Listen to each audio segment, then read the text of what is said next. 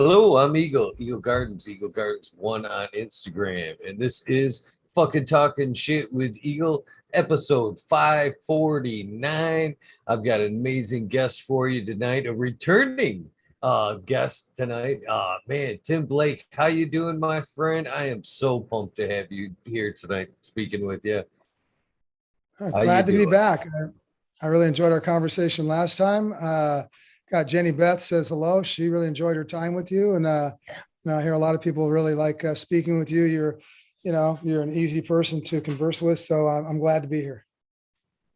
Oh, that's awesome. Thank you for the kind words. So you've been quite busy this year. Let's do a little bit of catching up. Last time I seen you, there was a book hopefully on the way. Hopefully you've been chipping away at that. Of course, you've got one of the biggest cups in the world too that you planned and pulled off again this year. And I'm sure there's been just tons of good stuff along the way. So wherever you want to start, we'll kick off from there. Well, I'm trying to think. We were talking. What time last year was this? January? About this time? Was it It before was the? 1 year ago today. 1 year Oh, ago 1 year today. ago today. Okay. Well, gosh, that's amazing. Well, with the book, I I'm not quite sure where I left off with that, but I wrote the book, and my literary agent out of New York, Lois de la Hava, and Hertz Lichtenstein and Young, had presented them. They wanted to see 3 years worth of chapters, or they wanted to see 3 years worth of information, so they could, if they're going to build out sets for a TV show and stuff and bring actors in, they want to know there's enough material there.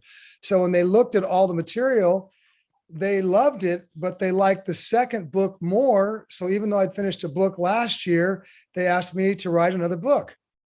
And so they said, we want to start with the second book first. So would you write another book? And so about this time last year, I started writing another book for these people. And I frankly, I was a little bit kind of blown away because I thought, gosh, I felt like I did such a good job on the other book that here I have to write a new book. But I did that. And it took me most of the year. It's not easy to write a book, succinct, clear, funny, story and stuff. So I started writing. I wrote for 9 months. I finished that up in the fall.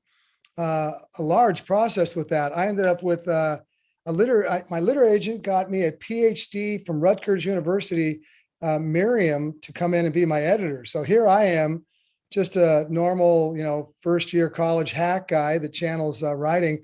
And now I've got a PhD, linguistics editor who's schooling me on how to edit and how to really do a book. And so I'll tell you what, I got schooled, literally. We really worked hard on this. We went back and forth. Got to admit that at points I wanted to crack because she just kept grinding on me and tightening this thing up. And it's kind of like a record, a music record. Some people just go in there, shoot from the hip. Some people are like the Eagles, where they just go in there and they make sure every note is perfect. And this lady and Lois weren't going to let this go until every note was perfect. And so I worked through the fall, and in just about the time I was going to crack, we got it done. And it went out to 10 publishers last month. And at least five of those want that. And so we're now going to go into negotiations with them. And Lois is going to tell me where that's going. And we should be signing a book deal in the next 2 or 3 weeks.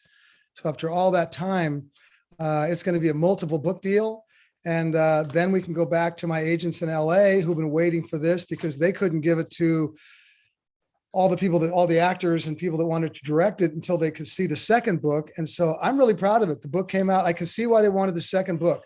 It starts out with me in a bathtub, basically hogtied, with basically listening to people plot a murder because they thought my friend was dead. So they were going to basically are planning on how to take me out and kill me, and I could blood all over them and make it a clean hit. It's not just a bloody, violent movie, but it starts off with a very dramatic opening, and then it jumps into spirituality and ETs and all kinds of gangster stuff, outlaw stuff, getting chased by the feds, a couple busts, and some deep spirituality stuff going into it. And then it ends with the first two Emerald Cups. So it's called The Birth of the Emerald Cup, an outlaw's spiritual journey, and that's the name of the book. It And then sounds like an the first, amazing. yeah, Oh, yeah. So sorry. I'm very excited about it. And the second book, which I think I probably talked to you about, which is called Leaf of Fate, is going to go out as that was the first book. That's going to go out as the second book now. Nice. Well, definitely, the intro that you kind of gave us is definitely something that makes you want to fucking turn the page and keep going. That's for sure. I can't wait till it's available. You kind of hinted that it could be. Will it be a movie? It's going to be a TV series. My agents in LA, we signed with Hertz, Lichtenstein, and Young. And if you look them up, Ken Hertz this is a major agency law firm. They had the partnerships with Will Smith and Gwen Stefani, Black Eyed Peas, Keith Richards, Celine Dion, all the way down. And they're going to work it for a 3 to 5 year TV show that we're going to sell as soon as we get the book published, and we have a publisher. So that'll go out, and we'll be announcing the book in the next few weeks.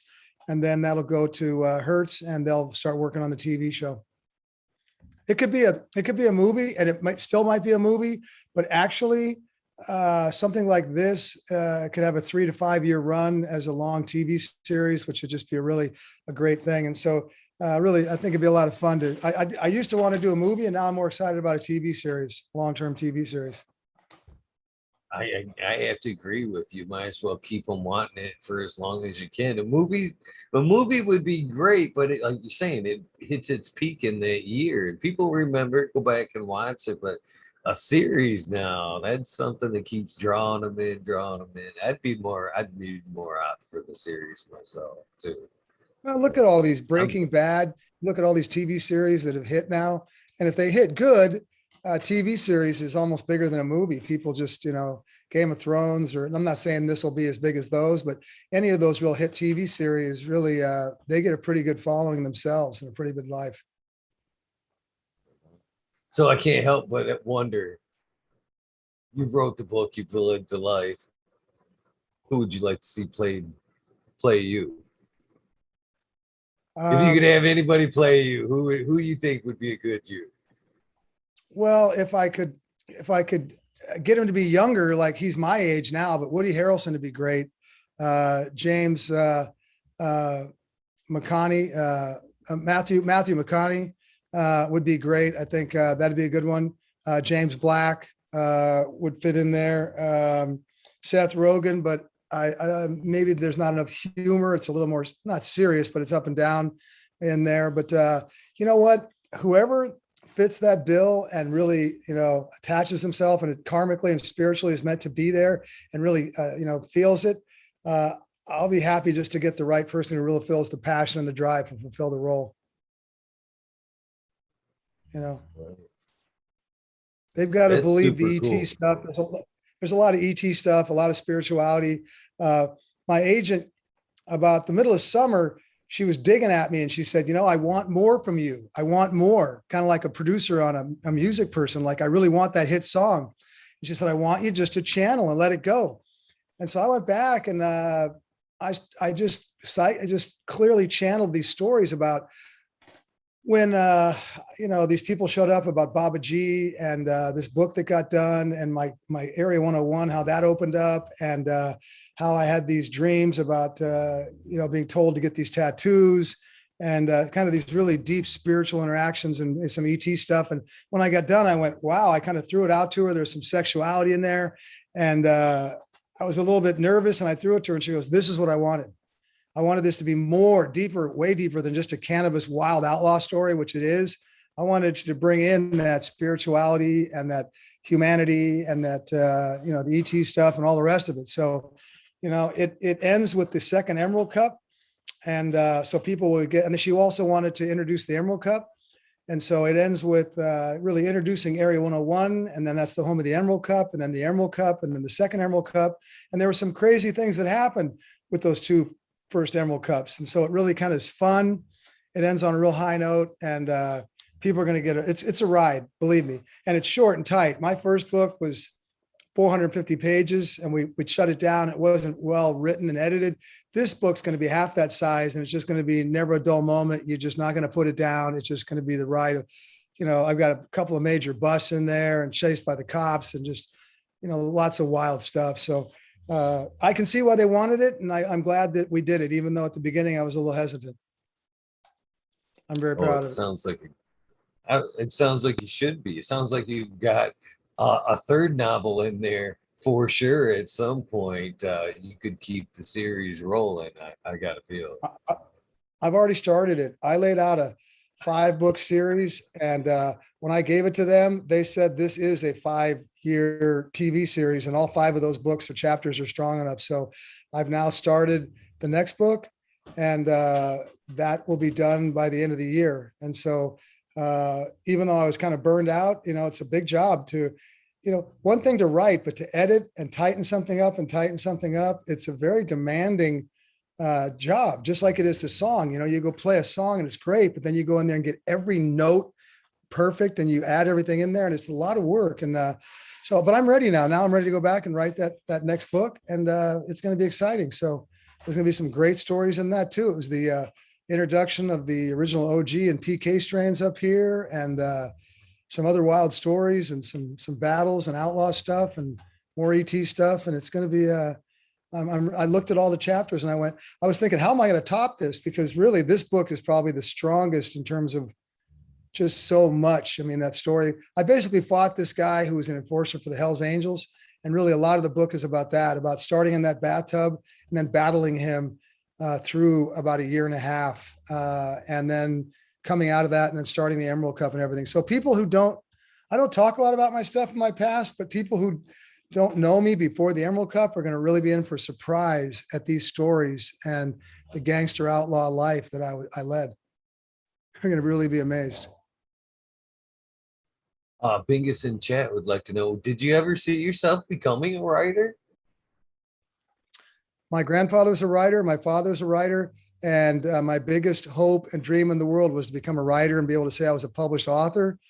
I thought it's kind of like, okay, can you be something major? And you don't quite have I wasn't sure I had the chops. I wanted to do that. It was my dream. And more than anything in my life, I wanted to be a published author. And that will happen in within the next 30 days. I'll be able to say that I've been purchased by a major publishing house and I will be an author. So it is a dream come true. And now it's like, we'll see how big it can go. She thinks it's a bestseller.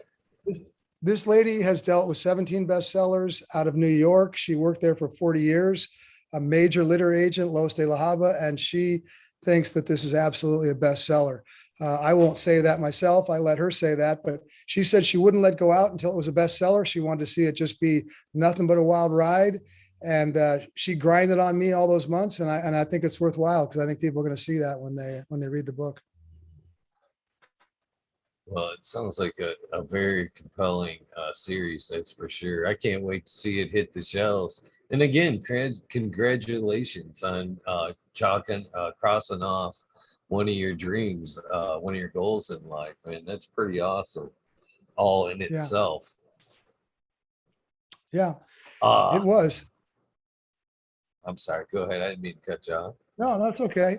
No, I'm thinking back. It was. I mean, when I finished that book last year, I thought I'd already done a monumental thing, and to go back and write a second one. So basically, I wrote 2 books in 2 years, 2 complete novels in 2 years. Well, I kind of giggled a little bit when you said I didn't know if I'd had the chops to do it. Well, shit, you've had the chops to be an outlaw and grow cannabis and everything else. I think you got I don't even question the fact you had the spunk to go out there and write a book and complete another portion of your life there. That doesn't surprise me at all, my friend. Yeah, but I read a lot, and I recently read Dave Grohl's book from Foo Fighters. I read Seth Rogen's book. I mean, I don't just read, superstar rock bands, but I read whoever writes good stuff. And so I actually read mostly spirituality and stuff, and UFO stuff. But I read Dave Grohl's book and I thought, it's not easy to go out and write a really compelling, engaging page turner book, just like it's not easy to go out and write a top 10 record. It really takes a lot. And Dave Grohl wrote a good book. Seth Rogen wrote a good book. And I think this book will hold up quite well when people see it. I'm very proud of it. And like I said, we'll see where it goes. But we have a lot of cannabis people out there. I've got a great story, and I think I'm going to sell quite a few books on it. And I think people are going to really enjoy it. I think it's going to be very well received. Speaking of writing, Arthur Sensimilia in chat is saying or asking, I guess, didn't you help with the Oklahoma laws? You help write some Oklahoma laws on top of a great book? No, I wasn't part of the Oklahoma laws. I have a lot of friends that went out there. I gave advice to people. Hats off to Oklahoma. Since we've talked, who would have ever thought that Oklahoma would take over cannabis like they did? That little conservative state has run circles around California. They've kicked ass, and they're one of the reasons why California is having such a hard time. And they did all the things that we didn't do right. No state taxes, no track and trace, opened it up, gave all those licenses. There's almost as many licenses in Oklahoma as there are in California. And now you got, cannabis going all over the East Coast from Oklahoma. I mean, come on, let's be real. Most of it's not, there's only 3 million people in Oklahoma.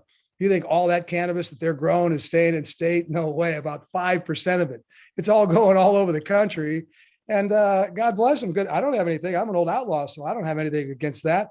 But they're moving that cannabis all over the place. And Oklahoma is just a monster beast of a producer for cannabis right now. Congrats to them.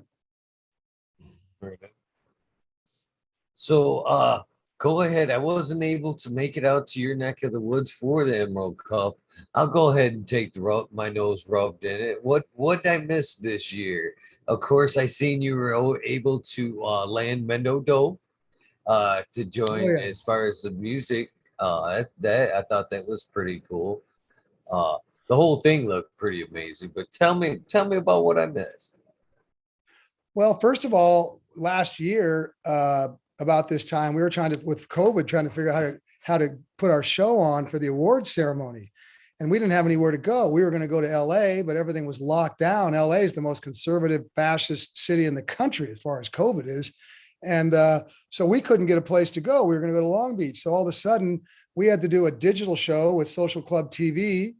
And so we did a digital broadcast. We pulled the awards off in the competition and went to LA anyway. And that was in April, and we did an amazing job. We really had no money. We bootstrapped that thing, and we pulled off a really amazing award show that was a live broadcast to tape with Social Club TV. And we had a great after hours party. We planted our flag in LA. It was exhausting because we really had no money to pull it off.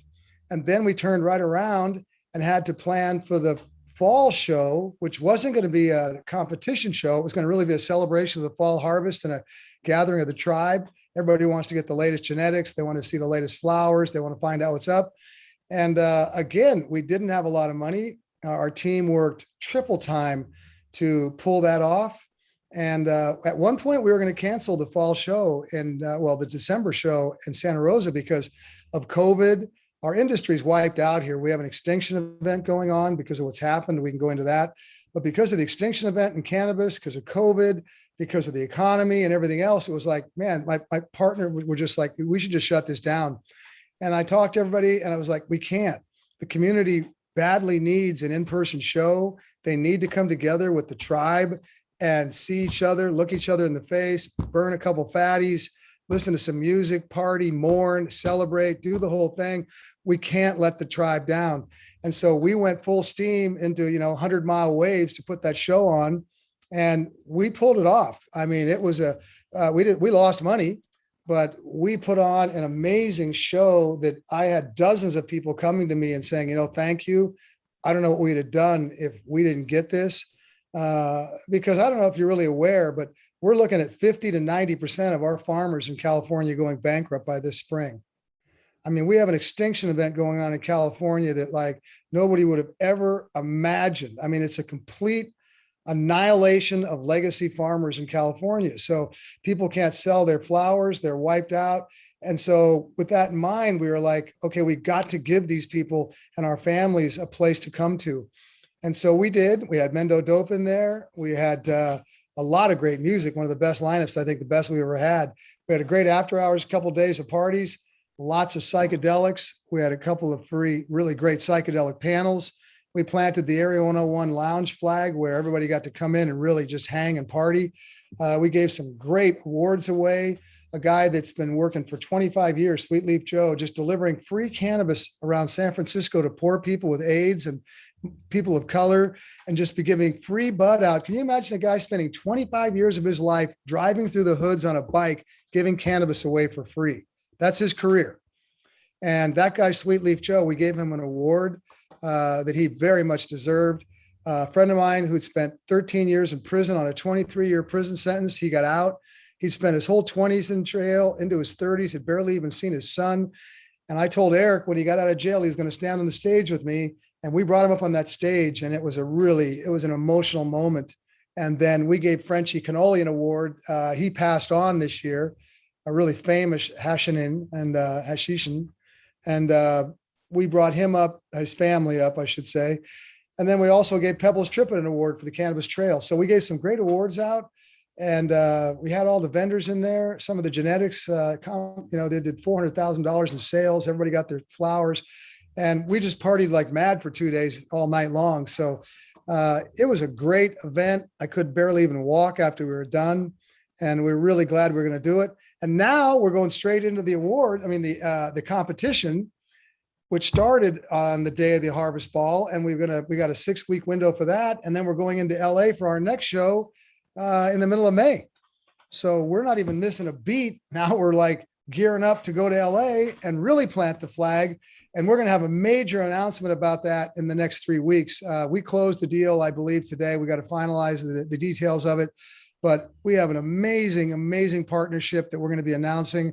I'm so excited. I love the people we're going to be partnering with. And we're going to be doing a live event in LA in May for the awards ceremony. And you should come out. It's going to be a really, really cool thing. So that's what we're doing. So now we're really pushing the awards, actually the competition entries, and that goes until the first week of February. And so we're working full speed ahead on that, and then developing this show for May. No rest for the weary. Yeah, I guess not. All that and writing a book as well. Do you sleep, my friend? Jeez.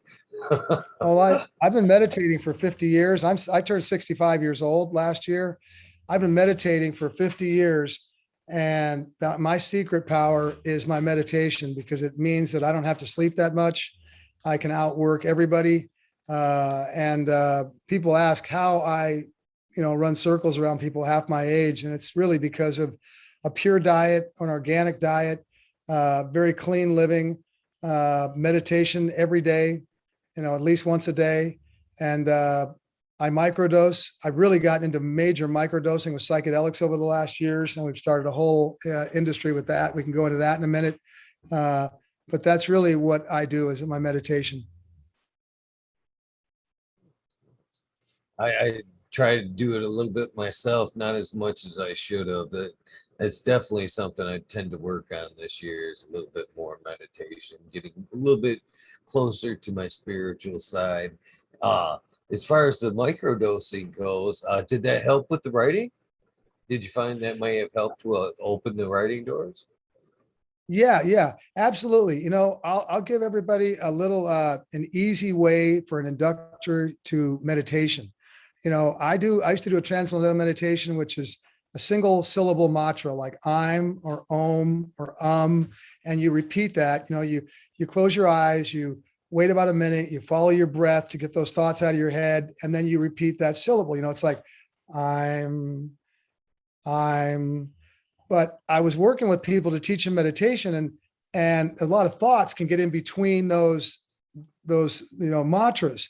And so a Buddhist lady taught me a Buddhist meditation, which was Om Mani Padme which is compassion for all sentient beings. And so I do a 5-count meditation of that, mantra of that, and you just take a deep breath and you just go, Om Mani Padme Om Mani Padme Om Mani Padme Om Mani Padme Om Mani Padme Then you take a breath and do it again. Well, there's not much room for a thought to get in there in between that. And if you do that and just say, okay, I'll do that for 20, 30, 40 times, you'll find that at some point, if you're relaxing, you'll forget to chant your mantra and you'll just be gone. And then you'll have a thought and you'll come back and go, oh, I forgot to chant. That's meditation. You basically turned your mind off for a minute. And really the greatest thing in the world, you get 4 hours of REM sleep from a good 20-minute meditation. That's why the monks don't need much sleep. So if you can do that and get down, it's hard for most people to, sometimes they'll slip and they'll be down for like a minute or 2 minutes. And then they'll have a thought and realize, oh, I forgot. And then you go back to the mantra. I can do that and slip and be gone for 15, 20, 25 minutes, just gone. And then you're going to get about 4 hours of REM sleep in that moment. Along with it turns your mind off. So you get all that relief from the stress, the anxiety, the pounding, never ending rat race of thoughts and, society's, stuff coming through your head.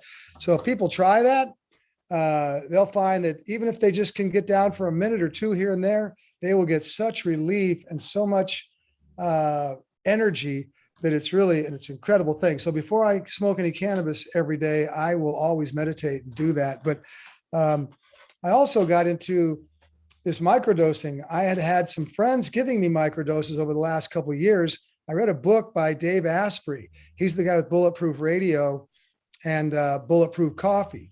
And he wrote a book called Game Changer.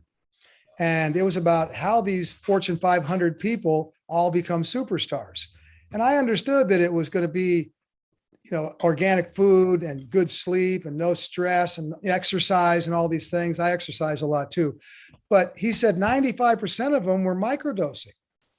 And I was like, I don't know if I talked about this last year, but I was like, wow, that's incredible. Now, I didn't start microdosing after I got done with that book. And then about 2 or 3 people brought me microdoses and I still didn't start microdosing. And then last year about this time, about 4 people came to me and asked me if I could get them a box or 100 pounds of mushrooms. And I looked at them like, you mean like 10 pounds? And they said, no, a box out here in the West Coast means 100 pounds. That's what you call a box. And they said, no, we mean a box. And I was like, after the 4th one came to me, I mean, a lot of people come to me for the traditional side of things. And I was like, what the hell is going on here? I mean, something's going on here. And they said, everybody on the West Coast is microdosing. And so another person brought me microdoses and they asked me their brand. They said, would you try these and tell me what you think? And I thought, well, they're a friend of mine. And I told them I would give them some feedback. So now I owe them the obligation to do this. And after I went through about 3 weeks, my girlfriend noticed such a change in me. She was like, if you keep microdosing, I'd probably stay with you the rest of my life. She said, I said, that much of a difference. And she said, yeah, it was. And because of COVID, because of the challenges with the cup, my product companies and the book and all this, a lot of stress, even though I was meditating all day, we all have stress. And I didn't realize, man, that microdosing just like, I call it the happy pill. And, it just relieves all the anxiety, gives you energy. Now, I've learned a lot about microdosing. Maybe 1 gram of mushrooms, 1 gram of mushrooms will get you a decent high. Okay. Most microdosing is like 1/10 of a gram or, 2/10 of a gram. You won't really feel anything, like you're not going to feel really high, but you'll feel a little bit, but you can drive, you can work, you can do everything. It isn't until you get to like 3/10 or 4/10 or half a gram that you actually start feeling like, okay, I'm starting to feel a little high here. Now a microdose is anything that people feel comfortable with doing. So if you can do a half a gram microdose, that's what your microdose is. Most people are like 0.1s.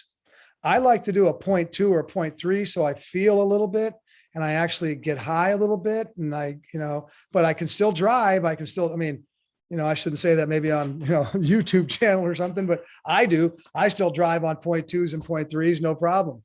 And I have a carpenter friend of mine who came by. I've given probably, several dozen people. I've turned them on to microdosing in the last year. I got a 65-year-old friend of mine who's a contractor and he was a little worn out and tired and depressed. And he came by, he doesn't even get high. And he heard about this and he said, what about this microdose? And I gave him some and he came back and he said, Tim, changed my life. I can go to work. I can do all my stuff. do a 0.2, gets me through the day. He's the one who coined it the happy pill. And so, I have a friend of mine who's going into surgery. He's got such back pain. He's doing 30 milligrams of Vicodin a day, and it's making him depressed and anxiety ridden. It's really screwing him up. And then it's not really working for the pain anymore. So he came, and because of his depression and anxiety, asked about the microdoses. I gave them to him, and he came back a month later and he was like, dude, it changed my life. My marriage is saved. I'm like not yelling at my kids anymore. I'm happy. But he goes, the main thing that blew him away was he's gone from 30 milligrams of Vicodin a day to 10. He's cut 2/3 of his pain meds out from the microdosing. And so I'm now studying all this and working with it. And I don't know if you're aware of it, but on the West Coast, the whole West Coast is microdosing now. I mean, it's just a phenomena that's blowing up, and it's happening everywhere. And there are brands coming up. Everybody's going into it. You can find, there's probably 50 of my friends, every cannabis person that can't make it from the extinction events going into psilocybin. And, it's incredible. So microdosing is going to take over the world. Right now, there's a study coming out from Harvard.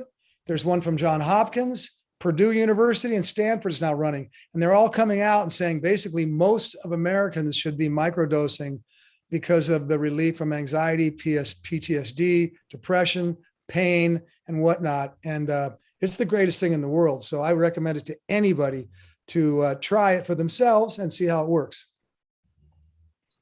I definitely see everything you're talking about to be true. 100%.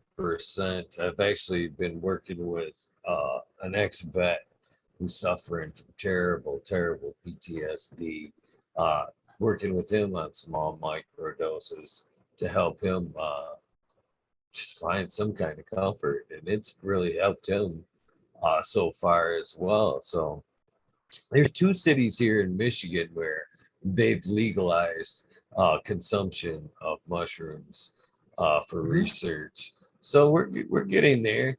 So I heard you mention that it's kind of helping some of the farmers go down because of the extinction. Is that a thing? Do you think that psilocybin could save some farms out there? Well, what's happened is since those people came and asked me for those boxes last year, the wholesale prices of mushrooms on the West Coast has gone from 1,200 to 600. It's already collapsing like cannabis. So many people have gone into growing them, especially in Oregon, that they're just growing tremendous amounts. And so the market's already falling on those. Now, as it goes across the East Coast and the markets start blowing up there, but, I know quite a bit about this stuff. And, it's not like cannabis. Mushrooms can be grown just as easily in Michigan as they can in California. They can be, cannabis is, California's got some great climate, but you can grow mushrooms just as easily in Texas, in Virginia, or Michigan, because you're going inside in buildings, you're growing it, and you can control those environments. So I don't think that California is going to hold the edge. I think psilocybin manufacturing is going to blow up all over the country very quickly. It already is. I think right now we're in front of it. It takes about a year to really get the chops down because mushrooms aren't as easy to grow as cannabis. But I think it's helping a lot of cannabis farmers right now that went into it. I don't think long-term it'll be the size and scope of the business that cannabis is for farmers. And it'll help quite a few, though. It will help it is helping quite a few, sure. So do you think there'll ever be a cup for just the psilocybin, or just a party? There is a party already, isn't there? There's a gentleman named Reggie Harris and his team, Tomas and Reggie's girlfriend, and they're doing something called the Hyphy Cup in Oakland. People can look it up. Reggie's done an amazing job. I'm very proud of what he's done. He's already run one cup called the Hyphy Cup. He has another cup going on right now. And he's speaking at the American Academy of Sciences in San Francisco this month. And he's speaking and having something going on in Colorado. Reggie's going to speak at Candelic, which is a cannabis psychedelic event in Miami that I'm speaking at next month. And I have been offered to do a mushroom cup and suggested to do a mushroom cup, but at this time, I'm so proud of what Reggie's doing with the hyphy cup that I'm really here to support his endeavor and what he's doing and really give props to what they put out, because he's basically on the front end taking some risk like I did 18 years ago with cannabis. It's not legal yet. There's a couple cities that have decrimmed it here in California, but we have 2 ballot initiatives coming on for decriminalizing it in California. But he's taking some risk and he's doing it. And they have a lab. And Reggie's done a good job. Anybody wants to look that up on Instagram or anywhere else, it's called the Hyphy Cup. And those guys are just cool people. They're amazing and people should support them. I think they're doing something back east here coming up too. They're going all over the country. And so we could do something. We could do something with Reggie, but I'm real happy with what they're doing. And I think that everybody should just support their cup right now.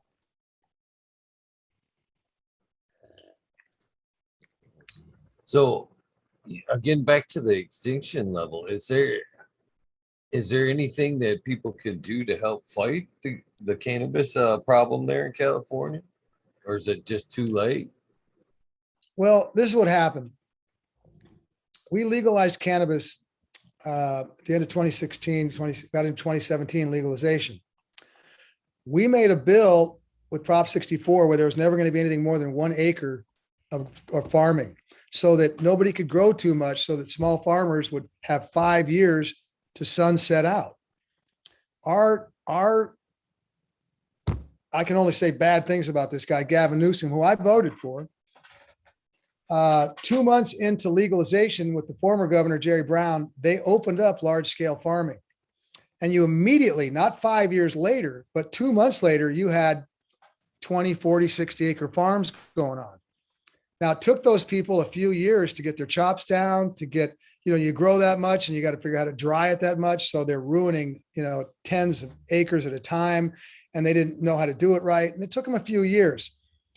But last year, not only did Salinas come on, but Santa Barbara County came on, and the San Joaquin Valley came on, and Lake County came on. And the next thing you know, you had like people growing 100 acres in Lake County of cannabis, 100 acres. All of Mendocino and Humboldt only grows a few hundred acres. Now you got a little county, Lake County, growing that much. And so in 1 year, it's simple math. The legal market in California can support 3.5 million pounds of cannabis. We grew 8 to 9 million pounds in California this year. Oregon slipped in, they got nobody to sell it to in Oregon. So they slipped in 2 million pounds illegally and put it on our metric. So now you got 10 million pounds in California and you only need 3.5 million to sell. So what happens? The only thing that's selling is AAA fire. If you don't have AAA fire, you're going to compost it this year. You won't even be able to sell it. So a friend of mine came to me, one of the biggest beasts in cannabis, in June, late May, June, and told me, he said, you know what? We're going to see an extinction event this year. Now he had 100 acres. He goes, I'm telling you what, it's going to be done. There's so much coming in. We have enough cannabis that we don't even need the second round of mixed light depots. We don't need the third round. We don't need the sun grown. We don't need anything. And I went out and did an article with Jimmy Devine in the LA Weekly talking about this in July, the end of June. And people thought I was like being paranoid, being negative and fearful and whatnot. Within 6 weeks, Leafly, High Times, every media source was talking about what I'm saying and predicting and showing what was going on. And there was no way to turn it around. So what happened was all these small farmers up in the mountains, they didn't know all this. Only the really big people in the know knew about this. And then it started leaking out.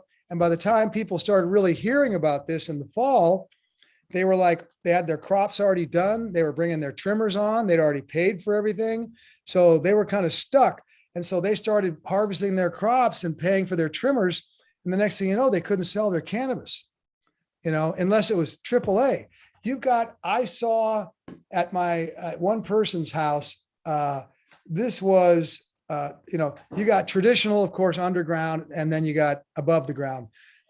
I saw about 15 types of mixed light depot that was completely fire egg plus that would have been 1,500 the year before, that was all between 400 and 500 a pound. And I was like, holy shit, you're kidding me. And I was like, what is, I mean, even me, I was like, wow. And they said, yeah, I was looking at stuff that looked like the best inboard you'd seen. And, you know, all of a sudden indoor people with the finest indoor couldn't get more than 1,000 because of all that mixed light. And it just collapsed. It came down and it's still coming down. I have friends that have come in on the legal market. They grew like they had 1,000 pounds. They've sold 10 pounds. They can't pay their trimmers. They can't pay their help. They can't pay their taxes. They can't pay their land payments. They're just crushed. They're getting crushed. And so that we are like going off a cliff right now. And I've got one distributor that we've worked with up north who's got 300 farms.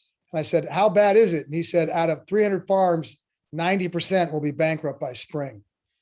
And we're talking about an extinction level event from, say, Willits in Northern California, the northern end of Mendocino, to to like our Fortuna in Humboldt. You know, maybe that's a 2 and 3 hour drive. 180 miles of the Emerald Triangle is going to be basically extinct and mostly wiped out. And if you're talking about farms out in the backwoods without power, tough access to get trimmers in there, tough access to get labor in there, they're gone. Those properties will probably be vacated.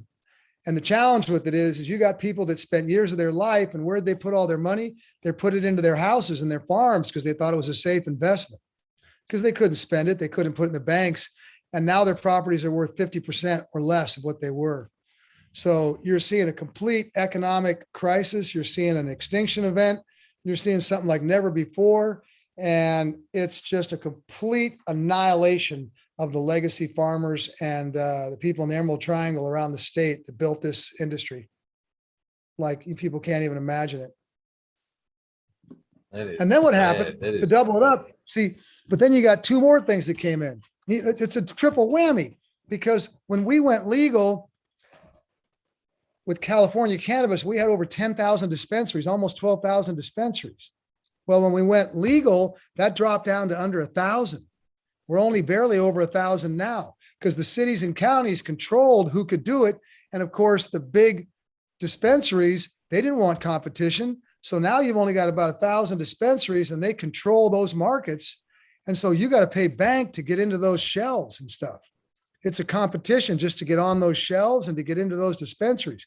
We just had a tax revolt protest in Sacramento. I drove 11 hours today on the road to drive to Sacramento to stand with all the small farmers in Sacramento, our state capital today, to protest that, because we need 10,000 stores, because that gives competition, right? I mean, if you've only got one liquor store in a town, you're not going to have much competition. If you got 20 liquor stores, you got competition. People can go in there. Different people can sell things. You got one dispensary specializing in CBD, one specializing in indoor, this, that, whatever else. So you got a double whammy with this dispensary model in California. And then on the traditional market, underground, used to be called black market, you got another nightmare because of all that cannabis being grown in Oklahoma and Arizona, New Mexico, and Oregon and other states. So now you got millions of pounds being grown that are being sold all over the East Coast cheap.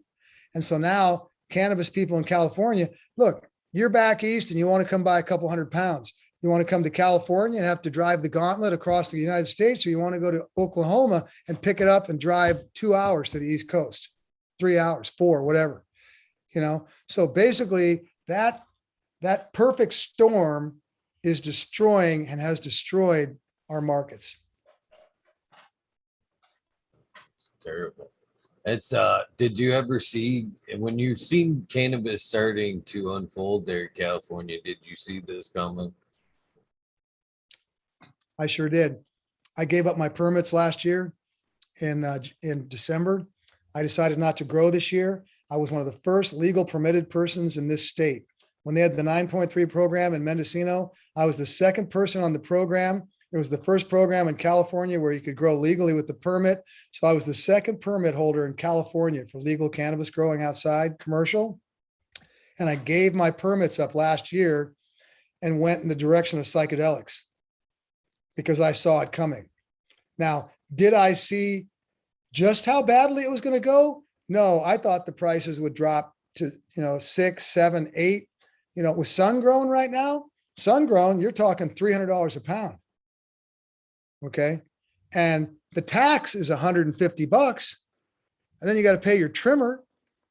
You're losing money to grow that pound.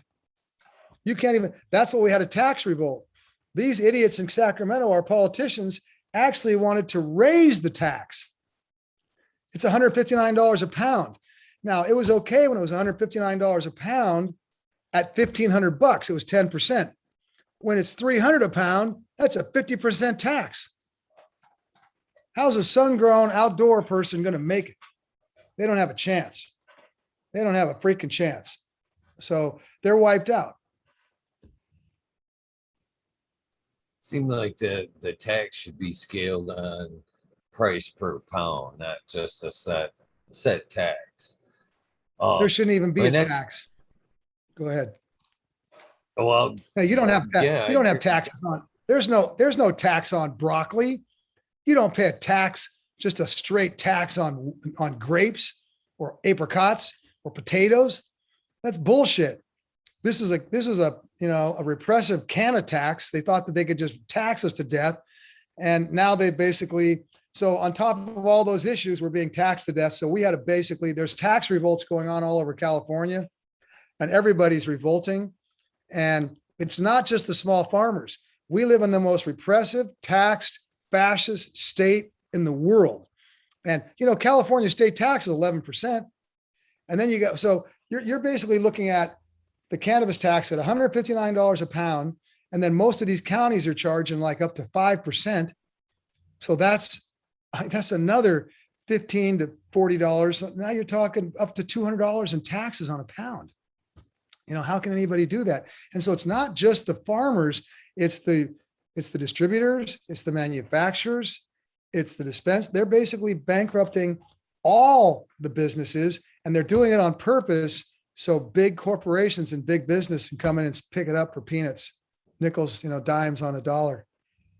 And Gavin Newsom and those cronies, all those politicians knew it when they would set this up 5 years ago. They really should all be, put in prison for what they've done.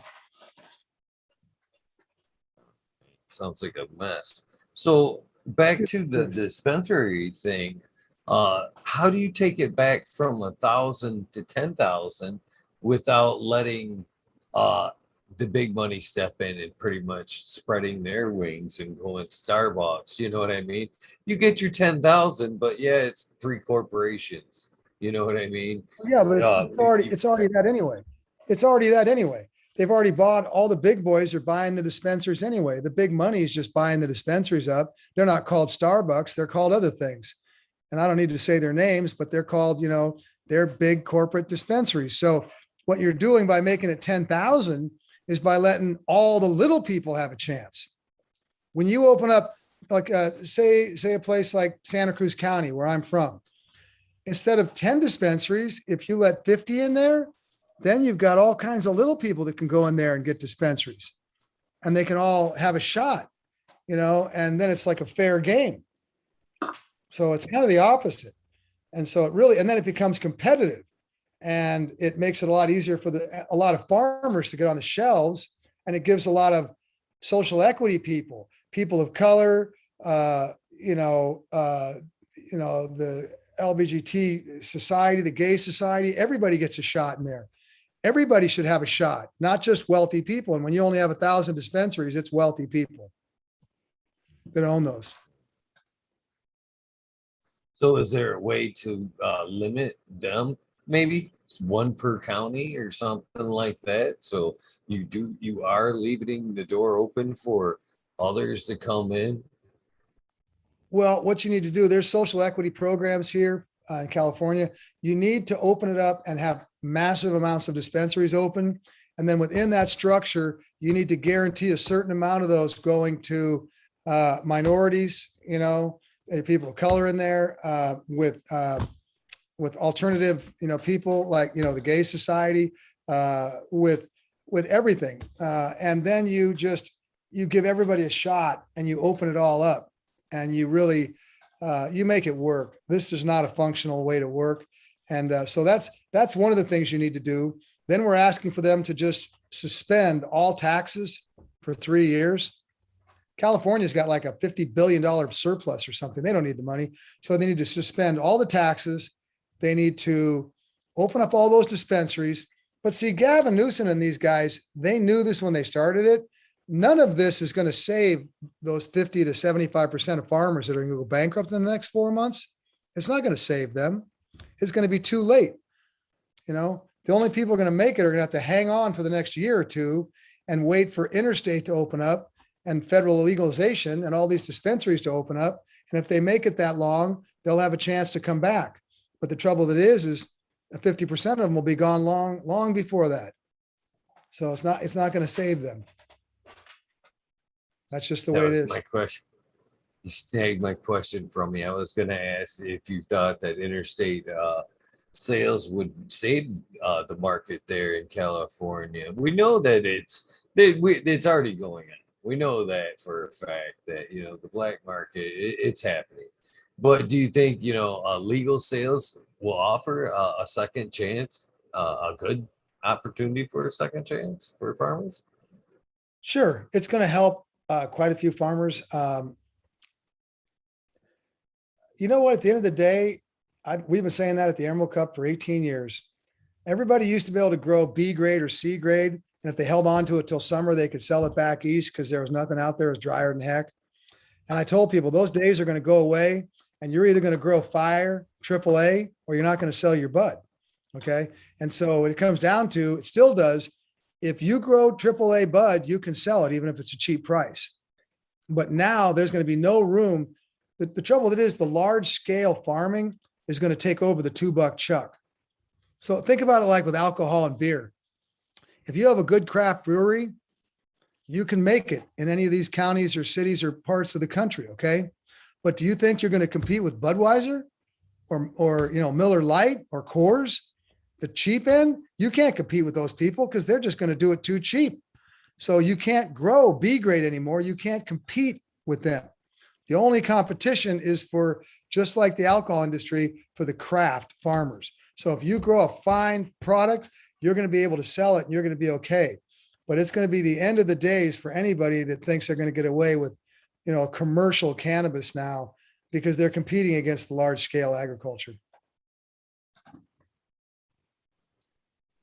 How do you feel about like say Kevin Jodry's approach about getting everybody to get band together for a type of regional cannabis, kind of gearing up for interstate sales? You think that's a good adventure to try to get everybody to work together and kind of grow the same strains to make it like a regional market? I think it's a great idea. I love Kevin. I think he's a brilliant person. There's a lot of credit for a lot of things, and he's done some great things. But you know, at the end of the day, it's pretty much every man for himself. You know, I mean, you can do cooperative farming. You know, you see it with pears or with different things, but with cannabis at the prices and whatnot, you know, why is somebody that grows a really fine product going to throw in with somebody that grows a B grade or C grade? You know, it's pretty much going to be, you know, I can sell mine. I don't need you. And what you're talking about is a cooperative model for the retail that's going to come in.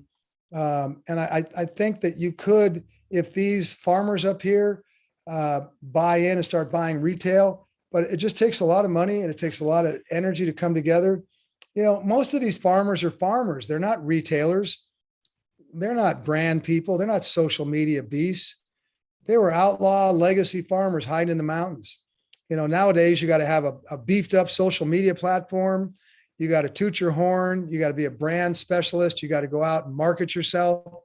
And that takes a special individual. It takes a unique person to go out there and hustle it. And so those people that can do that, like Nikki and Swami with Swami Select, they're okay. You know, you can see these brands, but you know, I think that you're just going to see a certain amount of brands that are going to make it and they're going to go back east and they're going to be okay. But even on the celebrity brands, a lot of these rock stars, a good example is like Revolution. Revolution's a great Cali Roots reggae band, and they came out with their own cannabis line, but they had a hard time competing with the Marleys and Willie Nelson. And now, Woody Harrelson's coming out with a brand. And I mean, you can go down the list of all these people that got brands. And so even on that end, it's tough. So, I think it's an extinction event. There's no way to turn it around. And I think, whether it's 40% or 70 or 80%, who knows quite yet, but it's going to be a vast amount of it that you're not going to be able to turn around. And the ones that are going to be left are the ones that grow very good cannabis, and they're very good at keeping their costs down, and they're very good at branding and moving their products. Hey, that's the American way, right? This is a capitalist society. So in anything it is, it's the best of the best that makes it, right? Unfortunately, It's kind of in sad. some way. It's kind of sad though when branding comes into it, because that's just marketing. The product should stand on its own, not necessarily how well it's advertised or what name it has on. You know what I mean? It it's that part of it's disheartening. It really is. Yeah. It is. Well, Can look, even if you don't want to, do that, and then you can grow really A grade, then one of these people like the Marleys or Willie Nelson or somebody will buy that from you to put as their brand, and you'll still be able to sell your cannabis and you'll have a good living. You'll be able to make a good living, but it's just going to come down to, you're going to have to be very efficient and grow A grade product and either be a brand or connect with the brand that wants to pick up your flowers. So how do you see all of this factoring into future Emerald Cups, as the amount of people growing? And I'm sure you prefer to deal with the smaller growers, the people that made the market what it is. I've I seen it happen here in Michigan with High Times. They came up until this last year, this last time around. It was the little guys like me that had a chance to get into the cup, have some fun, maybe make a little name for yourself or whatever. But then they came around the last time, they were like, okay, you guys can't play. It's license grow only can enter the cup. Uh, will you ever get to that point where you're like, yeah, there's just not enough people? Or if it comes to that, will you just be like, yeah, I've had enough of it? No, we fought real hard to put a personal grow category in. So we have that. So you don't have to be licensed to enter our competition. That was something that was very, very important to me. I didn't want to see that happen. But if you go back and look at the winners of last year's cup, local cannabis company, that's a good sized outfit out of Santa Barbara. Cannacraft with the felon and the farmer, Ned and Dennis, that's a big outfit. I mean, they were legacy growers. They're old school people, but they're growing large scale.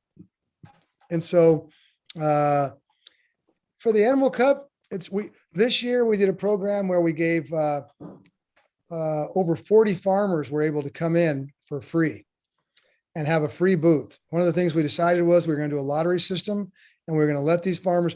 We ended up with 27, but then these guys all really beautifully split their booths with people. So all of a sudden I said, how do we end up with well over 40? And that's because these people all let their friends come in, and they doubled up the booths and stuff. And it was kind of cheating, but I was like, okay, who cares? It's kind of a little gangster shady stuff on me, but you know what? You guys are cool. They just knew I'd let it go. So we let it go. But we did a lottery system. So a lot of these small farmers, because a lot of people came to our cup in the past, couldn't even afford a booth this year. And so we gave over $100,000 worth of booths away this year to small farmers. And, it's a balance with us. Cookies is a big outfit, but we need cookies in there so we can give those small farmers free booths. And I've got nothing against cookies, because Berner and those guys are doing all they can to help people too, but they're a big company. But we need those big companies so that we can help the small ones. So it's a compromise, and it's a balance, and it's the same with the competition. A lot of these big companies are winning the prizes now, but as we get bigger and bigger, what's it going to be? You look at the wine industry, it's it's the same with the competitions there, but craft farmers still grow a great product and or a great flower and make great products. And they're still winning a lot of the competition. And it means a lot to win the competition. So we really want to get as many of those people in there because it'll make their whole brand connected. Last year got, I think, over $20 million deal based upon their win at the Well, I cup. think the big guys should want to keep us little guys involved. It seems like they can only do so much research and development, basically. So, why not run their stuff and then just kind of keep an eye on the little guys to see what kind of fire they're producing, you know what I mean? To see what might be their next big thing. It would that would only make sense to me. Well, one of the things we're doing with the competition to highlight, and we're spending a lot of time on it, is these big farmers. Everybody goes into a dispensary in California and looks for the highest THC. Okay. They're not looking for terpenes. They're not looking for flavors. They don't understand. They're just looking for the highest THC on the shelf. Okay. The highest THC has never won the Emerald Cup. Our judges are looking for something that's got a great flavor, a nice balance. It's a really great high. And so these craft farmers are growing a better flower than the big farms are. The big farms can go out there and they can take an OG and they can get a high THC flower, but for the most part, it's not as good as a craft farmer. Just like you see with the small breweries and vineyards, they're going to grow a better grape. They're going to do a better bottle of beer than the big boys are. So what a lot of these big brands are doing is buying from these small farmers so they can have craft products.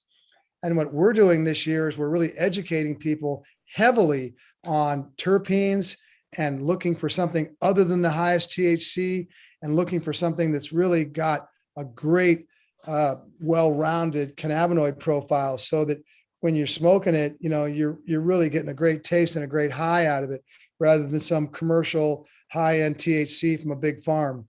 So we're really trying to teach people that and educate them that.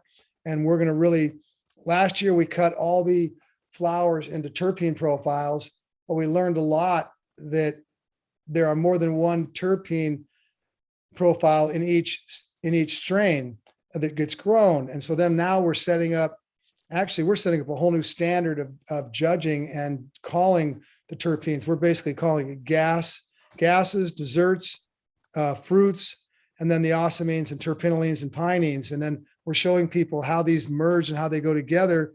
And we're going to really do a tremendous amount of education so that people going into the stores stop looking for the highest THC and start looking for a really good bud. And that's usually going to be a craft farmer's bud. So I think long-term, we have a plan to help as many small craft farmers as possible, but we need all those dispensaries to open up so that we can get all those flowers in there.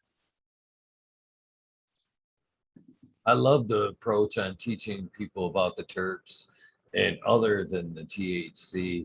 I've talked to a lot about in the last year about when you go into a provisioning center, just what you're saying here. People are being misguided about just terps and all that, from that THC number.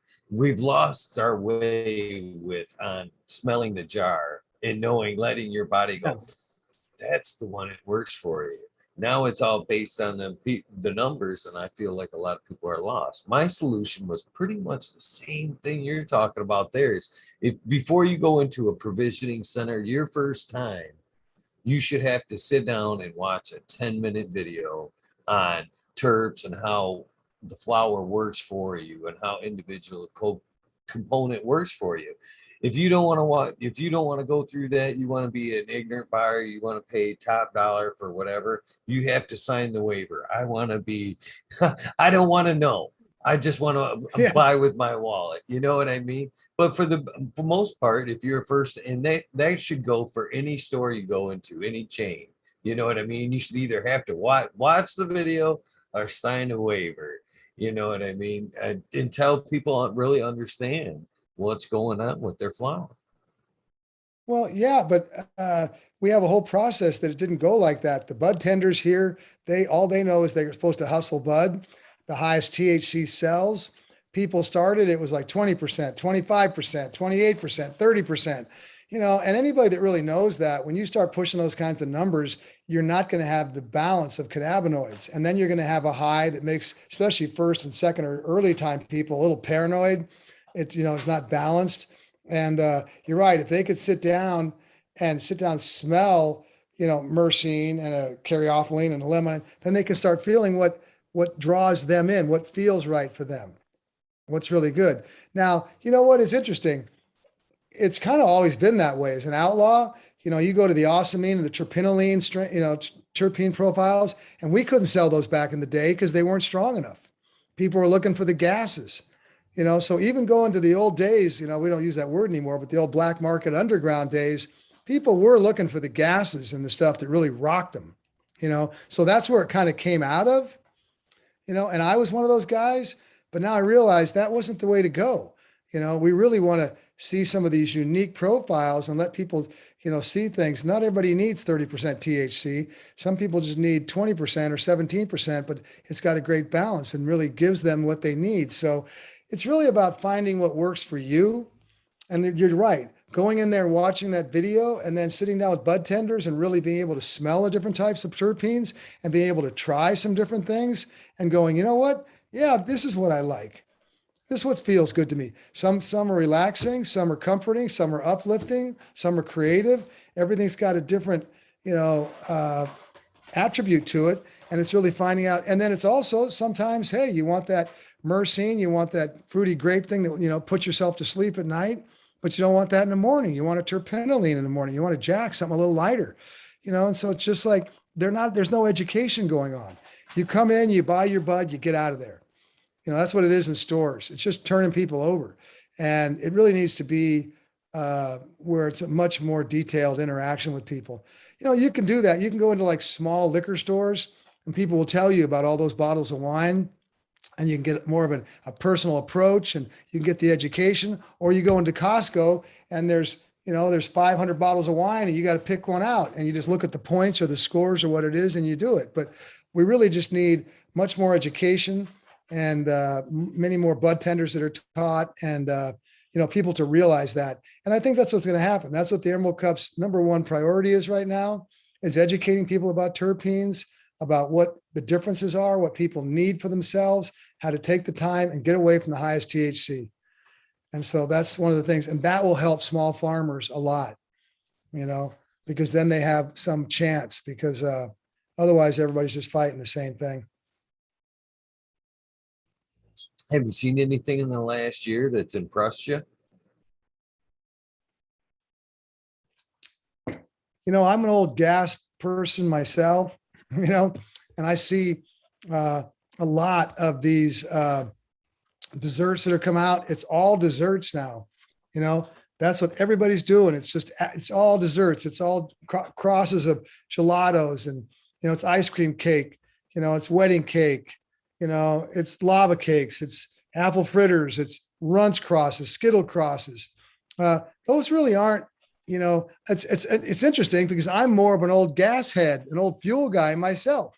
So even though I say all that, I used to smoke the strongest, OGs myself.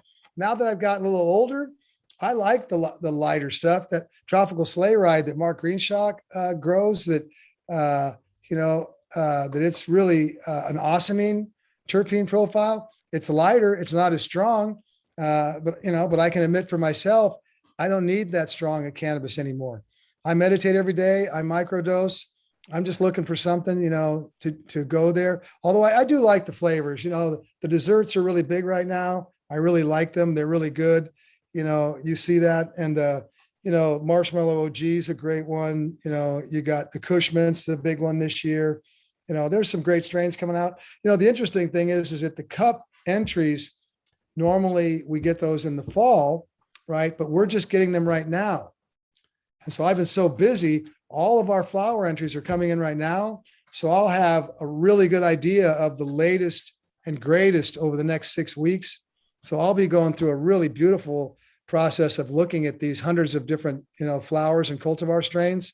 So ask me that in a few weeks, call me up and I'll tell you what I'm really liking this year with what comes in from the flowers and stuff. But, it's still big out here are all the desserts. Everybody likes them. And I do too. My friend Tony Mendocino, who came up with the Skittles, he's got a blueberry Skittles and it's a really tasty, they've got it in a vape cartridge, live rosin, and it's really stunning.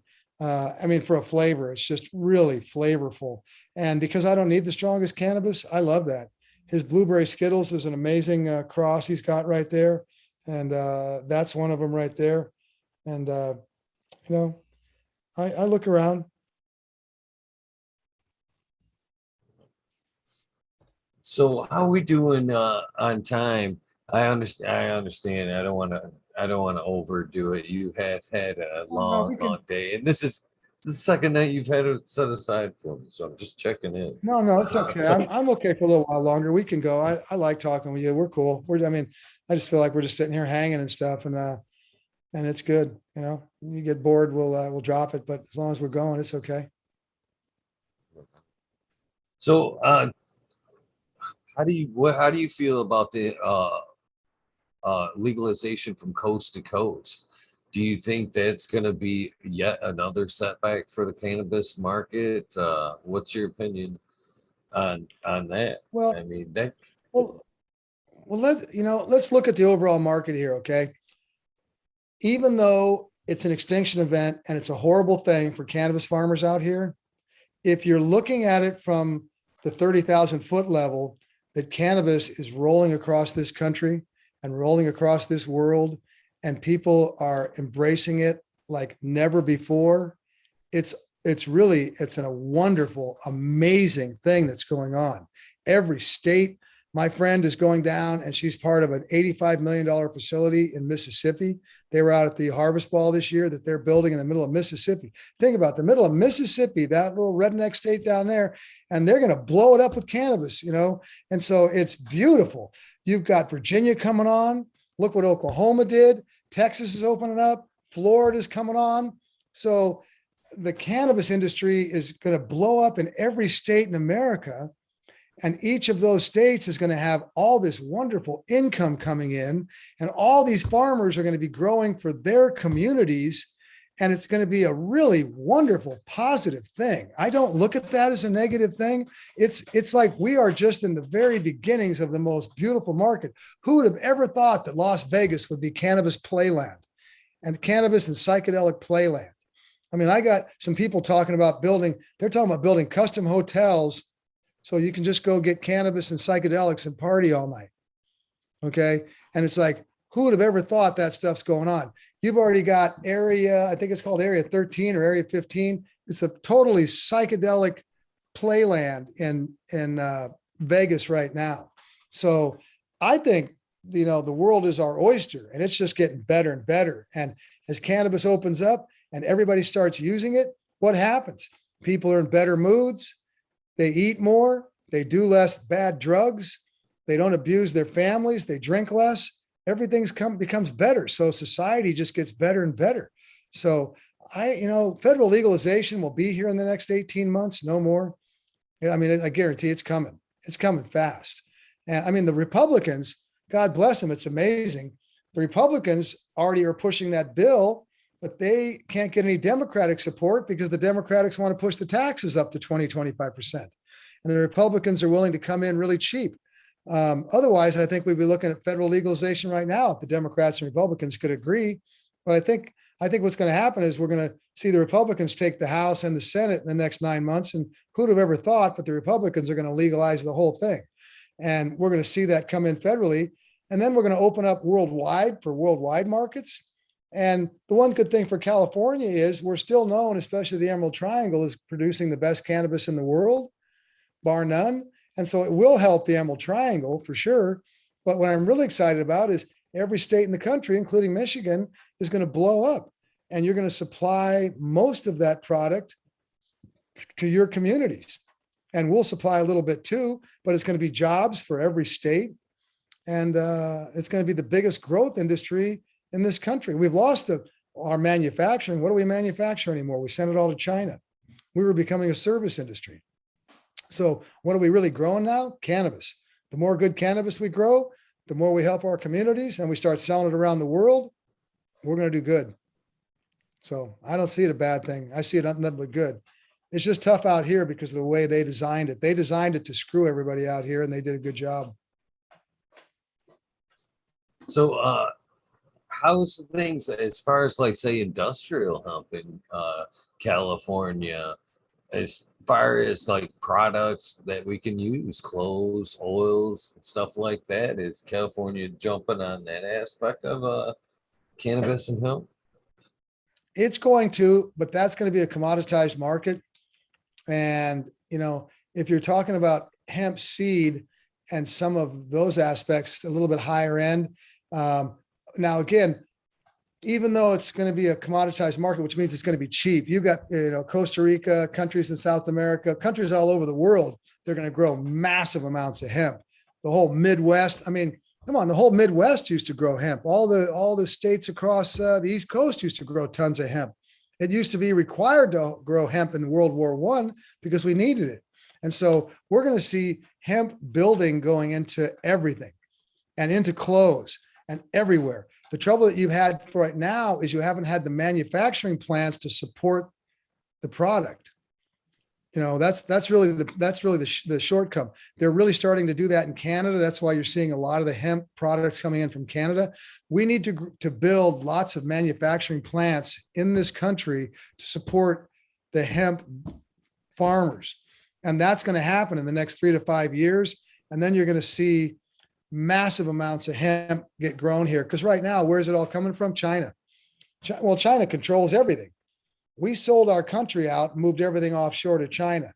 And I mean, I have nothing against the Chinese or the China, but basically, as far as a competitive thing, screw them. It should all be here. We should be making our cars here in Detroit. We should be growing our own hemp. We should be making our own products. We should have our manufacturing back all over this country. And we were the greatest manufacturing country in the world. And when we sold that out, we lost all of our jobs. And that's why, the Rust Belt through everything came in, and that's why everything happened. And that's why we all got wiped out. We need to bring all that back. And hemp's going to be a major part of that. And I look at it as is that's part of what do you call them? The New World Order, whatever you want to call them. The people that run this world decided to bring this country to its knees. When they decided about 50 years ago, the way to do that was to strip the manufacturing out of this country and make us a service country of people working in stores. And so that's what they did. And that's how we went from zero debt to $30 trillion in debt, which should have taken us 200 or 300 years. It took us one generation. They took us off the gold standard, put us on the oil standard. People didn't even need, a man in the 60s, my uncles and stuff, could have an electrician's job, or you could work in one of those plants building cars, and you could have 3 kids, a vacation home, a car, and not even need a credit card. Okay. Well, now you got both people working in a family, the husband and the wife. You still don't make enough money and you need credit cards to get by, and you can't take vacations. Okay. What the hell happened? They screwed us. They brought us to our knees, and they should all be punished and put in prison for that too. I'd put a lot of people in prison if you put me in charge, but it wouldn't be cannabis people. It'd be most of the politicians and most of the people that run the world. And that's what you got. So what you have here is a problem that we created by taking all that offshore. And that was Democrats and Republicans. It was everybody. It's real simple. When Dwight Eisenhower told Kennedy, beware of the military industrial complex, and they went in and killed Kennedy when he tried to stop him. When they killed Kennedy, that was the end of the free world in this country. And we haven't had a freely elected president since then. And then they turned around and take us off the gold standard onto the oil standard. They developed credit cards so people wouldn't realize we're going broke. And they inflated everything. So we're $30 trillion in debt 40 years later. And the reason why they went after cannabis so badly was because they knew this was happening. And cannabis was the last bit of manufacturing that was going on in this country. And they didn't want it to happen. And when they write the history books in 30 years, they're going to realize that all the cannabis farmers that are all going broke right now are the reason this country is going to take back their freedom over the next couple of years, and we're going to regain who we are, and and the hemp's going to be a big part of it, because, like you said, every house should be built out of hemp. Not every house, because some bricks, different things. most of the buildings should be coming from hemp. Most of our clothing should be coming from hemp. Seeds and proteins should be coming from hemp. Our cars, you're seeing planes being built out of hemp products, and they're renewable. They're a cheap source. They don't screw the ground up like cotton and corn and the rest of it that deplete the soils. So yeah, you're going to see a basically explosion of hemp across this country. And it's going to be very exciting. But what we need to do is build those manufacturing plants we don't have right now. And once we have those, then hemp's going to really take off.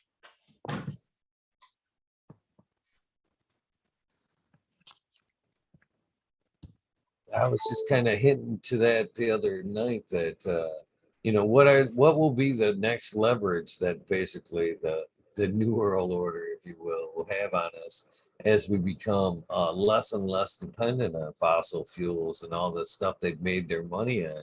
Technologies, lessening that impact they have on us. We're coming closer to 0 point energy, hydrogen energy, stuff like that. When that comes along, all that coal money, all the the oil money, all that will be gone. They'll have to have another leverage on us to keep that money rolling into their pockets. At that point, what do you think it will be? Well, let's get it straight. They've bought 28 free energy patents since they killed Tesla. And let's be really clear, they killed Tesla for that free energy he knew, and they went in the other direction. So, and since then, they've either bought or killed off people for over 28 free energy patents. So we already have free energy. And we've been traveling around the universe. I'm an ET researcher, extraterrestrial researcher since I was a kid. You go back and study it. It's very simple. It's very simple. When Papa Bush created the Federal Reserve and they created the Great Depression and they took over the money supply with the IRS, that was the end of the free society that we live in.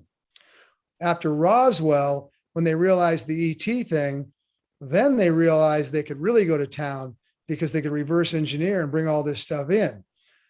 Dwight Eisenhower knew all this. When they created Area 51, after 2 years, they wouldn't let Dwight Eisenhower in there. That was MJ-12, Majestic 12, Admiral Leslie, LeMay, the Bush family, all of them. And that's why he came out before he left the presidency and said, beware of the military-industrial complex. He told John F. Kennedy what they're doing. John F. Kennedy tried to stop it. And Bush Sr. was the head of the CIA at that time, and they killed him in Texas. That was the end of our free society. And instead of us being allowed to go into space and mine the asteroids and the planets and have us all live together, they took it over for themselves. And they basically decided to exterminate us and get rid of 90% of the population. That's eugenics. And they made that decision after they killed Kennedy. And so what they decided to do was they went and said, okay, you take over the pharmaceutical industry, you take over the food industry, you take over the legal industry, you take over the politicians, you take over the military. And they got together and they devised a plan to basically make us work so hard for our money, to toxify us with our food, to basically set us up to be dead. And this pandemic was the final blow of it that they were trying to do. And they're all going to go down for this. Just today, the Supreme Court struck down the mandates. Prince Andrew was demanded to go to court, and he can't get out of that court case. That girl's going to take him to court for all the, satanic pedophilia, sex trafficking that he and the rest of the people have done. And this whole pedophilia, satanic New World Order bunch of sick people that run this world are all going under, and they're going to go under quick. And it's happening right now before our very eyes. And people thought I was a little bit, far-fetched with some of my conspiracy stuff. I like what Oliver Stone said. It's not conspiracies. It's called truth seekers. I'm a truth seeker, and I've been studying it since the 1970s. And basically, when they killed Kennedy and took over this world, they went to exterminate us, and they've been doing a good job of it. And so the cannabis was the thing that they couldn't control. And so that's what they tried to do. So they couldn't get it any other way. So they tried to do it with the pandemic. The National Health Institute just came out. They're finding out that the masks don't work, which is very true. They've never worked. They're finding out, look at this crazy stuff. People with 5 booster shots and they're still getting COVID. When you get a vaccine, you're supposed to be free of it. You don't go get multiple measles vaccines or mumps vaccines or polio vaccines. What the hell is this crap? Okay. Now it's like, go ahead. Yeah. You want to hear my off the wall conspiracy theory about the boost? Oh, I want to hear it. Bring it to me. All right. I don't know where I came up with this, but I think I think there's something to this. That's why I keep regurgitating it. Of course, they keep pushing and pushing and pushing for everyone to get this. Okay. So in the beginning, there was no boosters, and again, I believe they had to make up a variant. I believe the booster. Okay, so they wanted us all to get shot. We all resisted it. Okay, and more people don't want to get it. So there's the people that have. Now, if there is something in whatever, I'm trying to use my words, lightly here, so I don't trigger YouTube boys yet. So if there's anything in there that may wipe out some people or help tame some numbers, it can't happen now. It can't happen now because it would scare the rest of us, right? None of us else. They all start falling down. None of us would get the rest. Nobody else would think about it. So what else do they have to do? They have to come up with an excuse or make up something, another reason, a variant to basically delay. It's not a booster, it's a delay to keep the thing silent or not ineffective until the rest of everybody follows through. Then no more booster because then it can take hold and it run its course. But until then, they have to keep delay until everybody else kind of falls in line. I don't think there's a variant. I think they're delay shots, to be honest with you.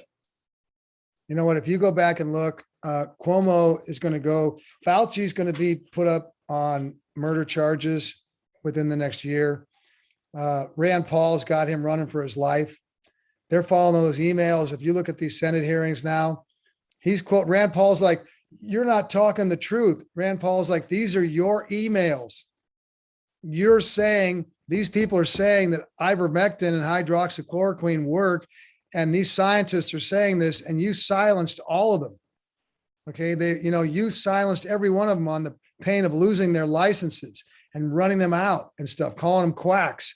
And basically Rand Paul, he's going to get it. I would say Rand Paul will probably be arrested by summer for what he's done. If you go back, the Harvard professor Lauer that they've arrested and convicted now, they convicted him. He was the one who was getting all that money to build the Wuhan lab. So basically Lauer. And then if you go back and look at Fauci was the original founder, CEO of Moderna. He was partners with Bill Gates. You can just follow the money and follow the line.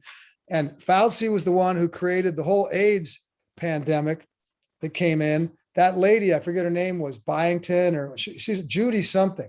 And she wrote a book, and basically they wanted her to sign off on the whole thing with AIDS, and she wouldn't sign off. So they destroyed her career. And she wrote a book last year going after Fauci about all that stuff with the AIDS shit. Fauci is an evil, mad scientist, and he's going to go down. And he's going to be like Joseph Mengele for the Nazis. I'll tell you what, that guy's going to go out, and Bill Gates is going to be right there with him. And they basically created that so that we would have to be forced to get the boosters. It's destroying our immune systems. If you go look, the leading scientists, they're now bringing the science out because they're studying this. And the reason why so many people with vaccinations are getting the variant or COVID-19 is because their immune systems are shot. Okay. It's not working. So when they give you these shots, it's destroying your immune system. And now all the vaccinated people are getting COVID. Well, why is that? Because they don't have immune systems. We should have just done herd immunity, which is where, just like every other thing, you make everybody sick and then everybody gets healthy and, some people die. But what they did was they put all those people in the rest homes and they made a lot of old people die. And that's where they got their numbers.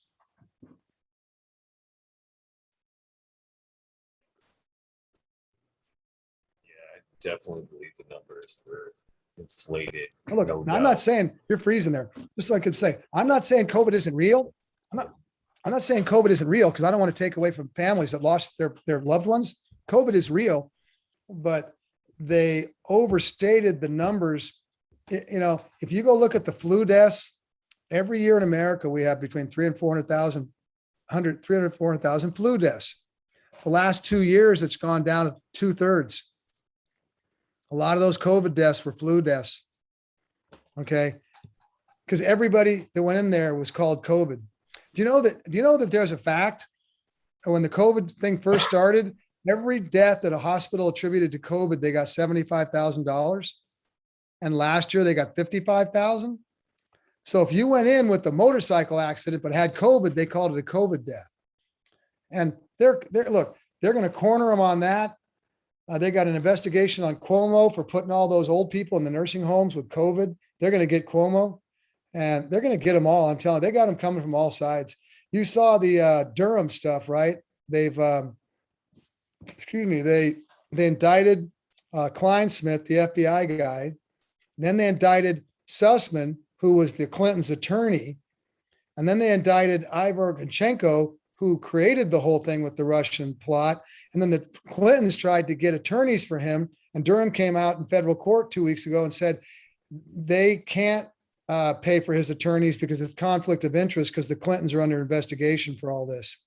So the next one's going to go is Hillary. She'll be arrested within a year too. You're going to see Hillary go. You're going to see Fauci go. And it's not just Democrats, it's Republicans too. I look at it like almost every politician over 50 years old is a criminal. I'd say almost every one of them. It's just because They're all of bought off. life, career in it. So I guess just to mix it up a little bit to another subject that you're passionate about. Do you think that we hear more and more about ETs and stuff like that? Would you notice a coincidence? Why now? I mean, we've always kind of known and had sightings and everything, but it's definitely ramping up. And they claim 22 to be the year of a lot of announcements. Do you have any opinion on why now that they're being more open with it? This is the culmination of, what do we got? About 15,000 years. We were created by the Anunnaki 12,800 years ago. If you go read Graham Hancock's book, The Younger Hydrus Impact Theory, when that hit, a comet hit here, and the Anunnaki created us after they were wiped out by that impact. This has been going on for all this years. And Alan Enki was a free will experiment. It's coming to a close because we're entering the age of Aquarius. All the societies of the world, the ancient societies, talk about the flood that happened. We call it the Noah's flood, but about the flood. We're meant to be introduced to our intergalactic council of ET friends this year. It's going to start this year and it's going to go into next year. And by the end of next year, we're going to have ETs landing in public and interacting with us. So the most exciting thing in the world to me is that cannabis and psychedelics are preparing us to open our hearts and minds and heal us so that we're going to be finally ready. Now, they've done a lot of preparation.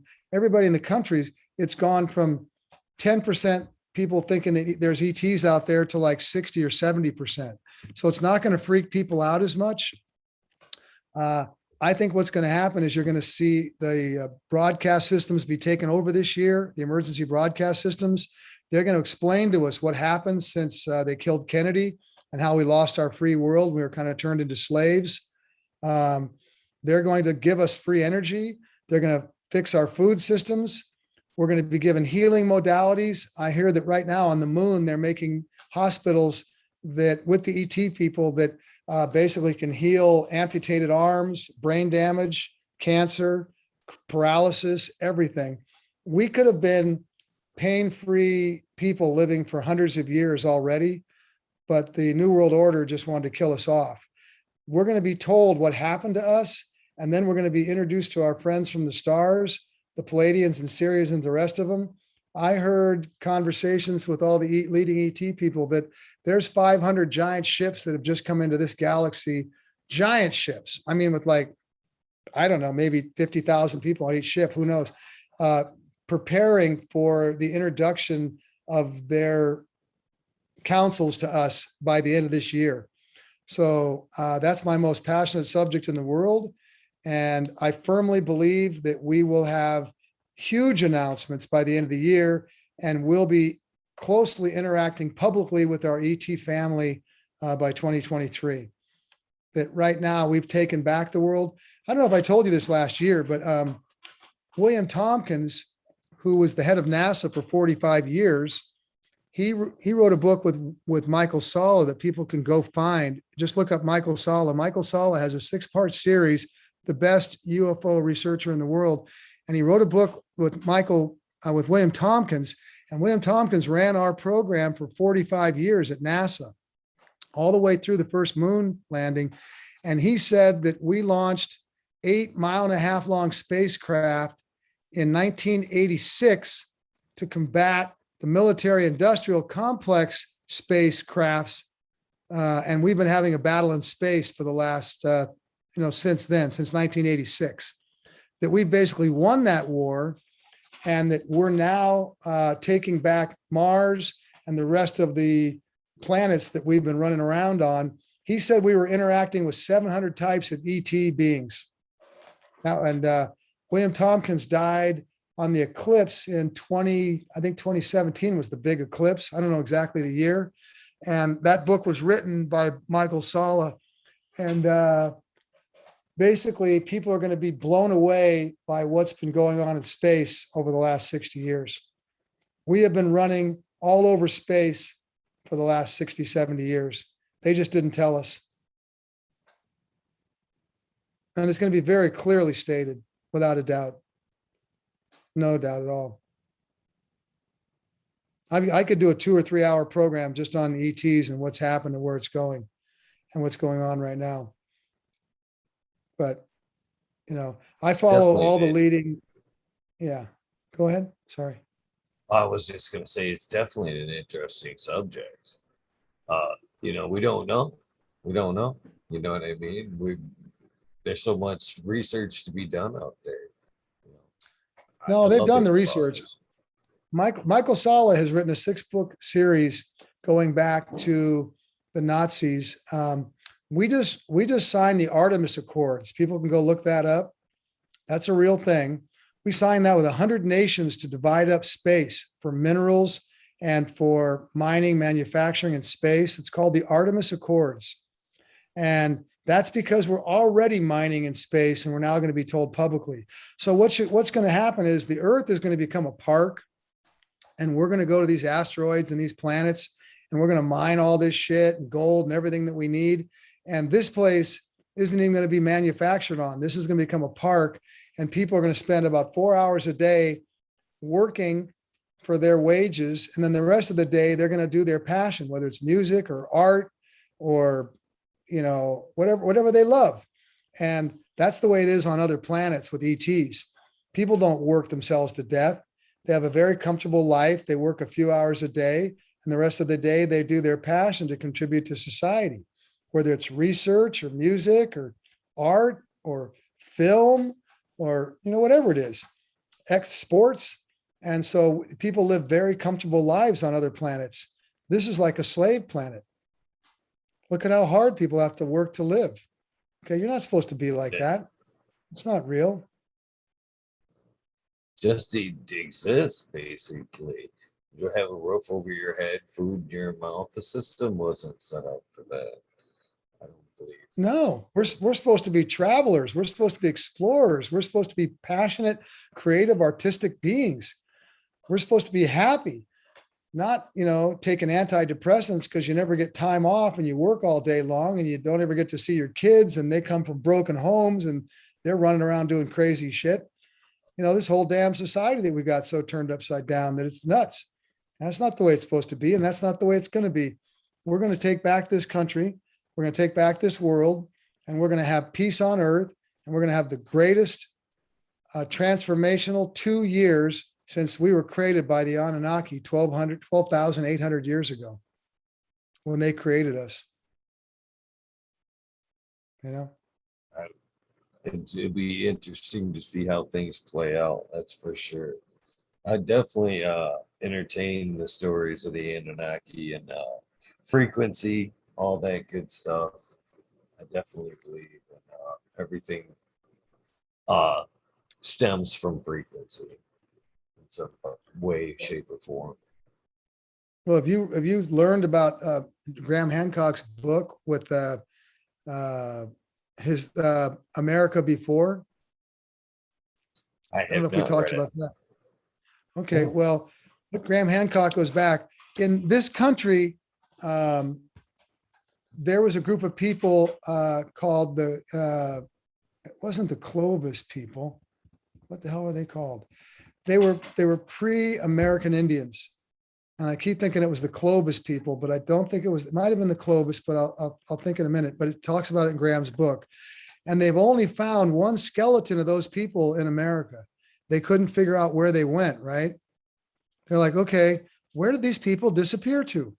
Well, they're now proving very scientifically without a fact that a comet hit Upper Michigan 12,800 years ago, within 5 years. I think 12,865 years or something. And when it hit, it blew up like skyscraper-sized icicles that made all the shallow ponds all over the East Coast and all the way over to Washington. And it created like 50,000 foot high tidal waves through the ice. And it basically washed over America and got rid of all those people instantly. That's why there's only one skeleton they've ever found. And they've also found that part of that comet hit Greenland. They've now found the exact spot of it under the ice. And they've found the exact spot where it hit Michigan. And Graham Hancock's book lays out this perfectly. So what happened was the Anunnaki were living all over America. This was a prime spot for them, was North America. And it just wiped them out right there. It basically flooded all the oceans in the world at that time. And that's why most of the Anunnaki perished at that point. The ones could get into ships, got in ships and got out. And that's why they're finding all the ancient civilizations offshore right now, all over the world. Okay. So what happened is the Anunnaki came back down, and there wasn't enough of them to mine the gold and do the work that they needed for their home planet. So they were allowed to create us. And that's Enel and Enki in the Old Testament Bible. Enel was, I believe it was Enel, was the one that created us. And so what happened was they spent 1,300 years creating us. But in the middle of that, they created all kinds of half man, half beast, all that shit you see in ancient mythology, of all the half man, half beast. So when the rulers of Nabaru saw what they'd done, they were like, this is against the prime directive. You're not supposed to be doing all this shit. So there was another comet that was going to hit that they knew about. And that was 11,500 years ago that they're now finding exactly within a 5-year program of when that hit. That was the Great Flood with Noah's Ark. And Enel told Noah about it because he didn't want to lose his prodigy. Noah was half Anunnaki and half human. That's why in the Bible, when you look at the lineage of Abraham and all those guys, this begat that and this begat that, and they all lived for 700, 800, 900 years. Those are all half Anunnaki.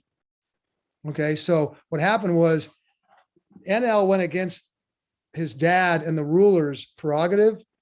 And when that comet hit, Noah and those guys lived. Well, so did all kinds of other indigenous tribes around the world. And the Anunnaki embedded themselves into those tribes. Well, what did those tribes become? The ancient Mayans, the ancient Peruvians, the ancient Sumerians, all those old time tribes where you see all those pyramids and all that ancient shit. That's all Anunnaki. Okay. The scholars are now proving through Sumerian text that the Anunnaki ruled here for 250,000 years before that comet hit. And they had 12 rulers, and each of them ruled between 20 and 30,000 years, because that's how long the Anunnaki lived. And so they had a civilization here for 250,000 years before that comet hit. And what happened afterwards, they came back and realized that we had survived, Noah had survived, and people had survived. And they decided that it was okay, and they were going to allow us and the indigenous people to evolve. And so they embedded themselves into that. And that's where you see Enel and Enki in the ancient Bible. That's where that comes from. And those beings. And when you see in the Bible, when it says the sons of God took the daughters of man and took them as their wives, that was the Anunnaki breeding with the people they had created here. And that's why they lived for 800-900 years. And that's all that. And that's gone on all this time. There are the elongated skull. You can go in, just go push up ancient art of Akhenaten and his wife. And the Egyptians all kept those big hats on because their heads are elongated. And you can look at the art and see that their kids have elongated skulls. Go push up Google right now and you'll see the kids have elongated skulls. Well, those are Anunnaki. Okay. And that's what happened. And that's where we came from. And they made us a very small version. You can look up in Sumerian text and art, and you can see the big Anunnaki beings. And then you can see the little people standing next to them. Well, that's because the Anunnaki are between 8 and 12 feet tall, and they weigh about 600 to 900 pounds. And they made us a small version of themselves. When they talk about taking a rib and you know, the rib of and creating Adam and Eve, that was DNA. They were cloning them. And that's becoming very scientifically proved. There's an old saying that science is going to prove religion. It's proving it very quickly. This is all coming out because they're deciphering all this. They're already proving very clearly. The Sumerians talk very clearly about a 250,000 year period with the lineage of kings and queens of Anunnaki. The incredible thing is Zechariah Sitchin, who didn't know any of the technology stuff, Zechariah Sitchin wrote about this in the 70s. He wrote several books about this, the brilliant Jewish scholar, Zechariah Sitchin. And now the latest people are proving it, all of it. Well, so that's where we come from. Brian Forster, isn't it, that's working with the elongated skulls of Caracas? Yeah. Oh, yeah. They're all over. You know, what they did is that our people, the Smithsonian and all of our people ran around this country and around the world getting rid of those skulls. They said at one point they were taking shiploads of them and throwing them away. They were finding mounds of them throughout our country. You know, the old mounds that you see all over America? They were finding them, but they didn't want us to know, so they were throwing them away and throwing them out to sea and shit. But now they're proving it. They're finding these skulls now all over the place. And it's like, it's finally going to come out. This has been the greatest cover up in the history of mankind. It's been the greatest takeover coup of a people and enslavement. And it's all going to be told to people in the next 12 months to 18 months. We're going to hear all this. We're going to hear every bit of it. People are in for the ride of their lives coming right now. And I've been studying this since I was 14 years old. People thought I was pretty whacked for a lot of years, and now they're coming around and they're seeing that it's all coming true. And I'm going to live to see it. So that's the most exciting thing in my life, is that we're going to, Enel and Enki, the people that created us, they live for 20 or 30,000 years. They're most likely still alive, and they're going to come back and we're going to meet our creators in the next 2 years. Very interesting for sure. So why did they short? Why was our lifespan shortened? Was it during the reset? I guess. I think we're coming across. I've noticed that our lifespans are starting to lengthen again, and we've kind of starting to wake up again, to some of the past. Do you think? I guess on a scientific level, LiDAR is helped us discover a lot new shit that some of these ancient discoveries and stuff like that are helping unlock all this as well. Well, they put a gene in us to keep us from living beyond 120 years or 120 years, 2 years. That's why the oldest person people in the world can't live beyond that. Russian scientists have already found that gene. I saw a program on Gaia. Russian scientists have already found that gene and they're taking it out and working with it with babies now. And we're going to find out how long they can go. So that's already been proven. You know, we have very little of the knowledge of what our DNA really is. If you go up, look up Emery Smith is a third generation medical doctor, military medical doctor. And he came out in the UFO circles about 4 years ago, not because of the ET thing, because he justified that the military could keep the ET thing away from us because maybe it would keep society calm or whatever else. But he was watching, he operated on over 4,000 ETs, and he was watching the stem cells. I've talked to Emery several times. He was talking about stem cells that were repairing amputated arms and brain damage and whatnot. And he couldn't believe that they were keeping it from the American people in the world. So he came out talking about this at UFO conferences about 4 years ago. And I went and talked to him, and he said, you watch what comes out with stem cells. Well, you can go study stem cells right now. It used to be that they had to take the stem cell material from your bone marrow. So it was very invasive and painful. Now they can get the stem cells from your fat cells. So they can get an unlimited amount of stem cells for you. And it used to be that you would have to pay $250,000 for stem cell replacement. You can go to from Mexico right now and for 25 grand get a full stem cell replacement. Okay. So what's happening is he said that we can repair any damage through the stem cells. And when you take that gene out, that's how the Anunnaki lived for 20,000 years. They just keep repairing themselves. And so the people that run this world didn't want, what they did was, I heard that they put a study together after, even before they killed Kennedy, they put all these scientists together and they did a study, and they projected there'd be 8 billion people on the planet by 2010. And they had a choice. Either they could teach us all to get along and give us the stem cells and help us live, or they could find a way to get rid of 90% of the population. And instead of being cool with us, they decided to get rid of most of us. So they never gave us the stem cells. They never taught us any of this. They never gave us free energy. They never gave us good food. They made all of our food toxic. They destroyed all the water, and they put fluoride in everything. And they just basically pounded us into submission and made us all basically live short lives. That's all going to go away now with our ET friends coming in. And they've got med beds that you can go into that I guess basically do like totally unbelievable healing on a body. And they're building these hospitals on the moon now to basically work with us and do that right now. So this is going to be part of it that's going to come in, and we're going to be able to see how long we really get to live. And I'm just so excited. I have so many health issues. I'm really being, really looking forward to being turned back to like about a 40-year-old and living for a few hundred more years at least. That would be nice. Coincidentally, we were talking about stem cells last night on the show. It was kind of coincidental. We were talking about actually from stem cells from placenta. Actually, I kind of threw out there that I wonder if they were harvesting that from every birth and kind of just black marketing the stem cell and then charging everybody for the births. Basically, is what I kind of threw out there. Well, they were doing all kinds of shady stuff, but the real serious part of stem cells is that you can go look up scientifically, you can look up and you can see, I've watched the programs, that they're harvesting stem cells from your fat cells now.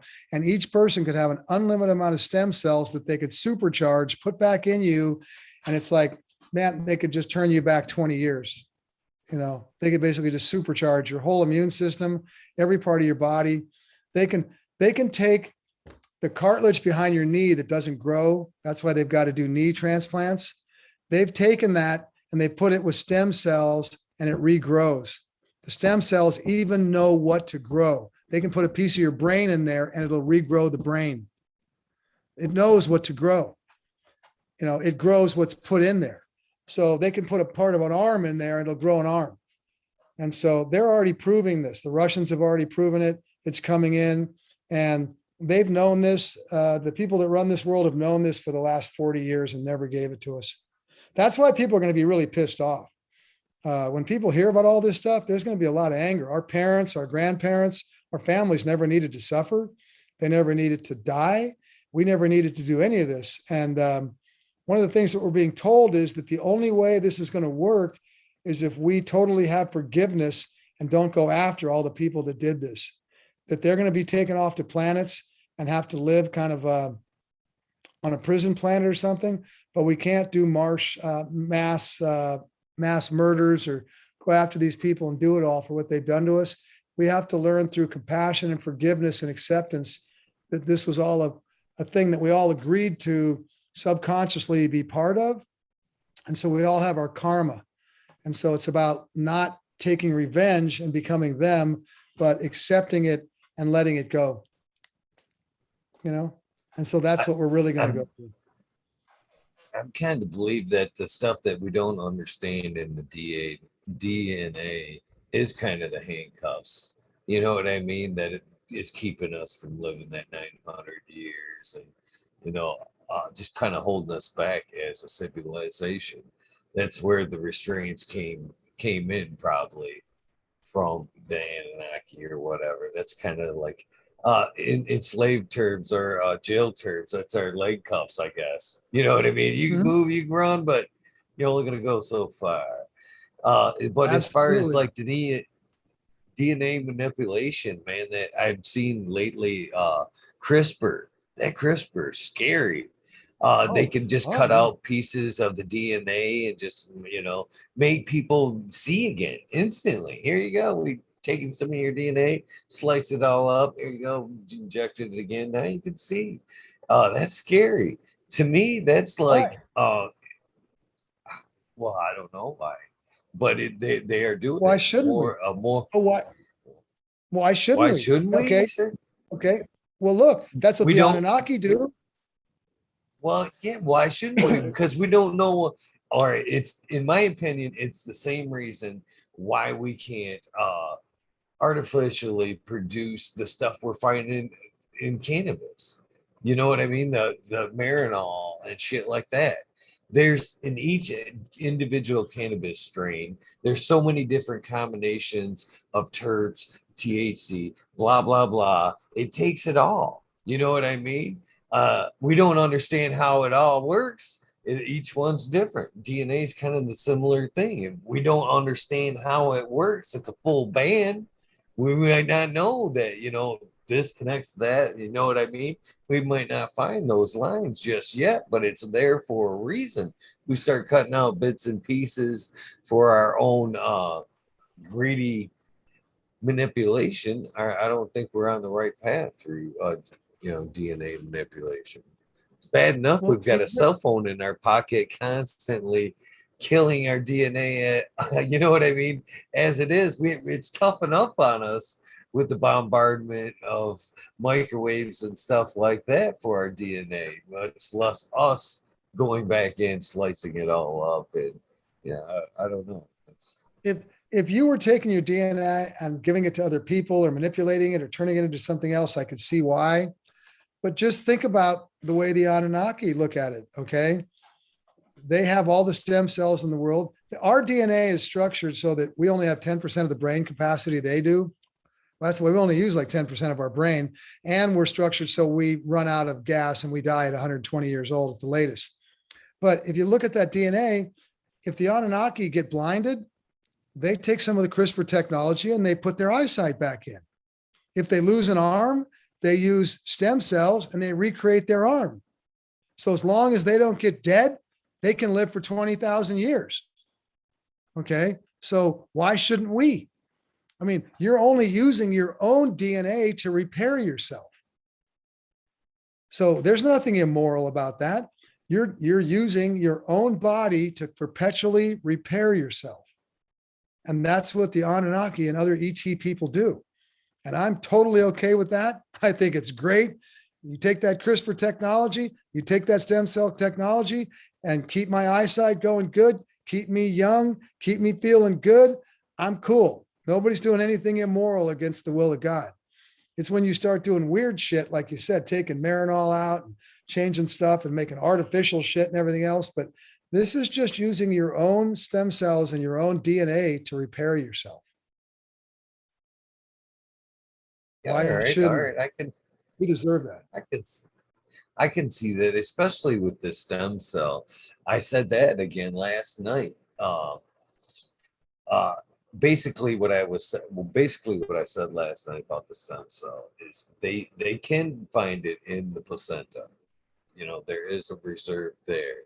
So what I said last night is basically when everybody's born, there should be harvesting that stem cells for that person for later in life. Emergency pack of basically what you're saying. Oh, you're in trouble, you've got disease. Well, we've got your stem cells cryogenically preserved right here for you.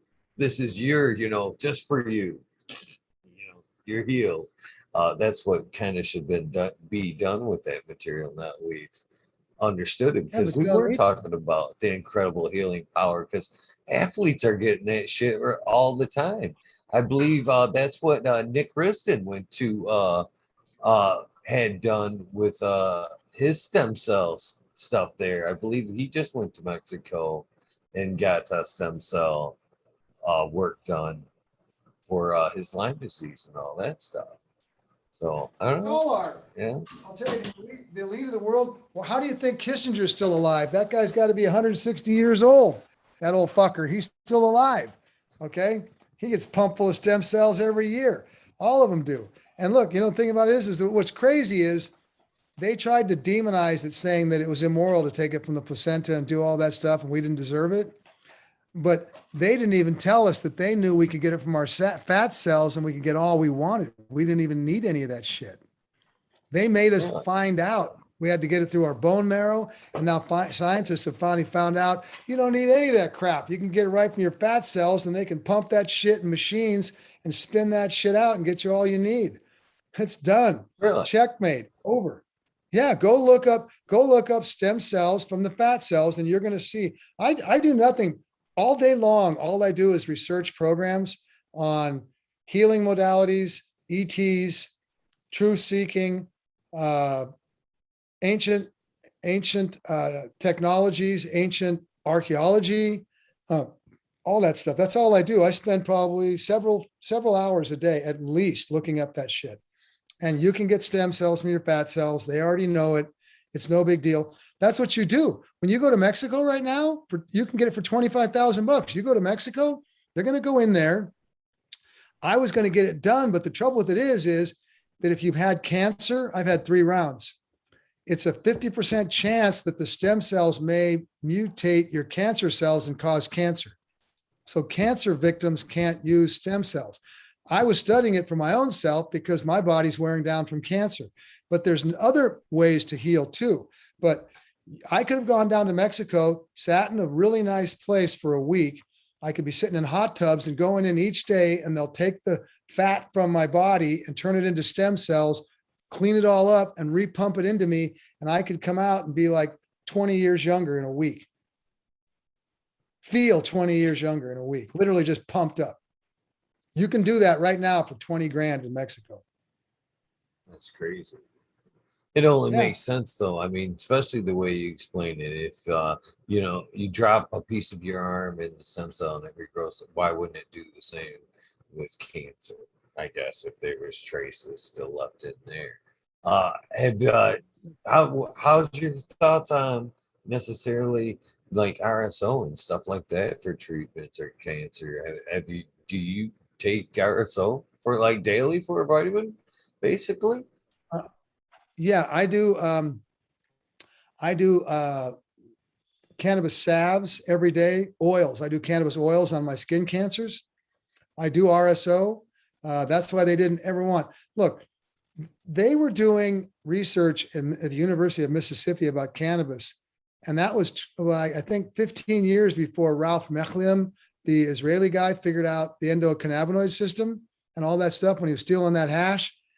Our military and our people knew how healing cannabis was decades ago, and they didn't give it to us. And that's the other crime against humanity, because you can take RSO every day and keep cancers away.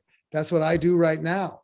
And I take cannabis oils and put them on my skin cancers every day and keep that stuff away. And it's like, it works every day. So yeah, I absolutely believe in those. The trouble with my body is on my personal system is that I've weakened my body so much from all the PTSD, all the beatings I've taken, the near murders, the shocks, all the stuff I've gone through, that I have a very, very fragile body. I really shouldn't even be alive right now. I have no functioning immune system. I've got an enlarged prostate. I've got my liver's totally barely functioning. I've got COPD. I mean, you're looking at a guy that should be dead already. The only reason why I'm alive is because I eat a pure diet. I meditate every day. I do RSO. I do cannabis lotions on me. I take Native American black salve internally. I mean, I do everything in the world to keep myself alive, waiting for those ETs to put me in those med beds. I was going to go down and get the stem cells and rebuild my whole body. But then I talked to all the doctors down there, and they said the one thing they can't do is they can't do that because of the cancer I've had. Otherwise, I'd have been in Mexico pumping that shit into me already. I would too, to be honest with you.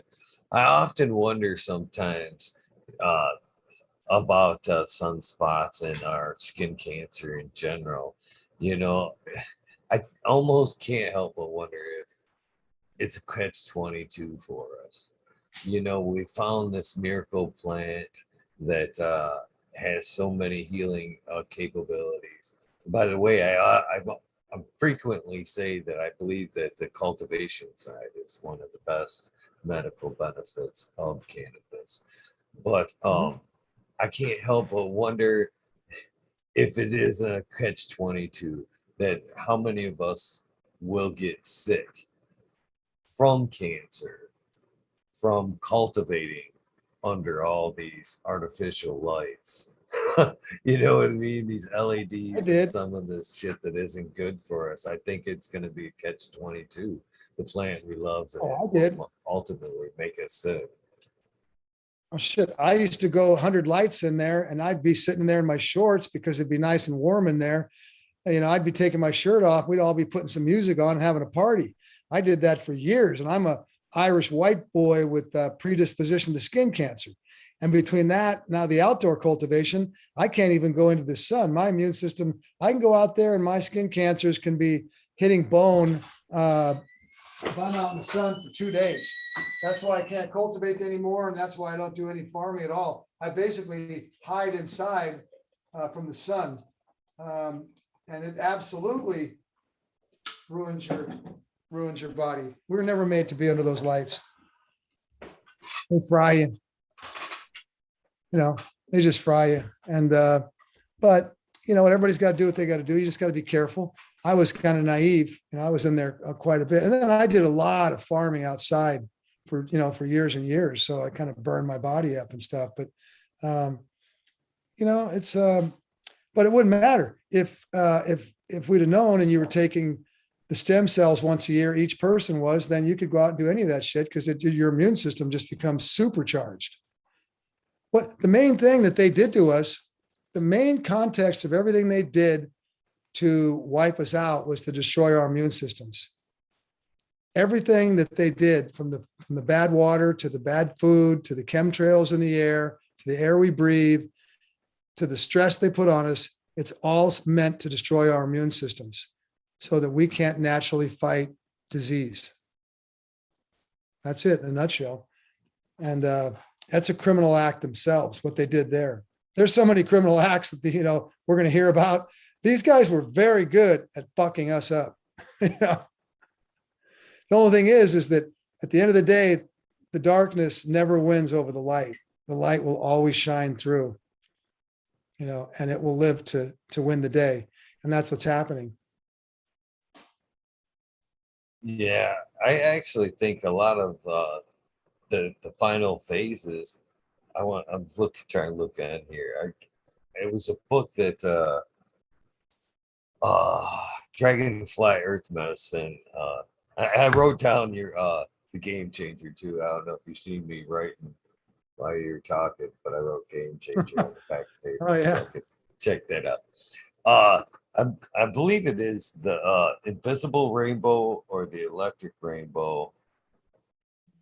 The Invisible Rainbow by Arthur Furstenberg, where they talk about we didn't there influenza wasn't even a thing until electric lines. We started slewing electrical power lines from coast to coast and throughout the countries. That's when we actually seen influenza almost parallel pop up with power lines.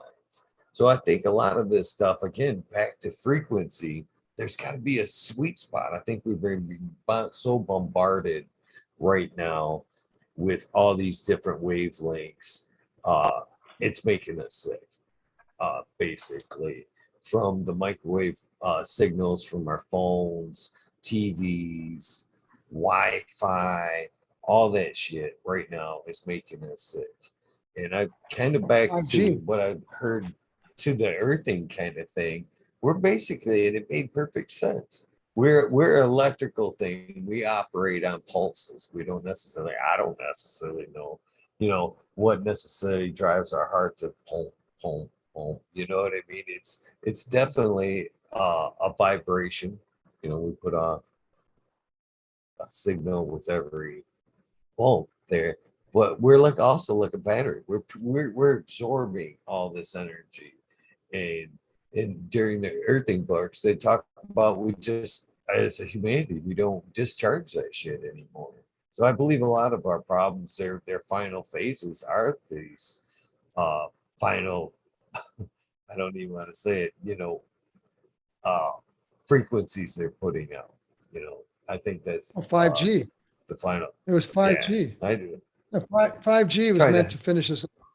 They started with the electrical lines, and then they brought cable in, and now they're bringing 5G to finish us off, man. I'll tell you what, that was the ultimate thing. And we don't need any of that. We can just sidestep all of that, but that's what they wanted to do.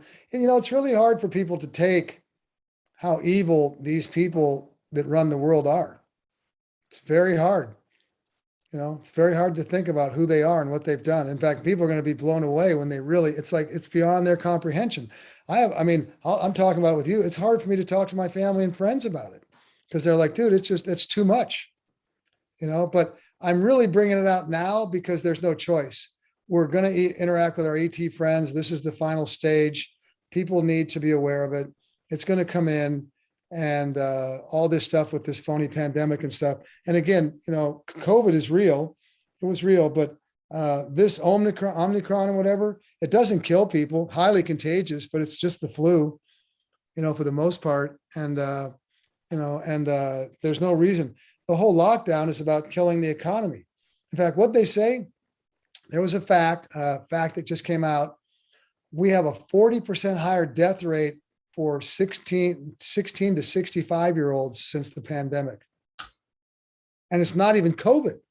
It's depression, suicides, abuse, alcoholism, everything else. People just losing it, and that's what they wanted. They wanted to basically put us in a pressure cooker and have us hate life and hate each other and hate everything. And, it's tough. Look what it's done to all of us.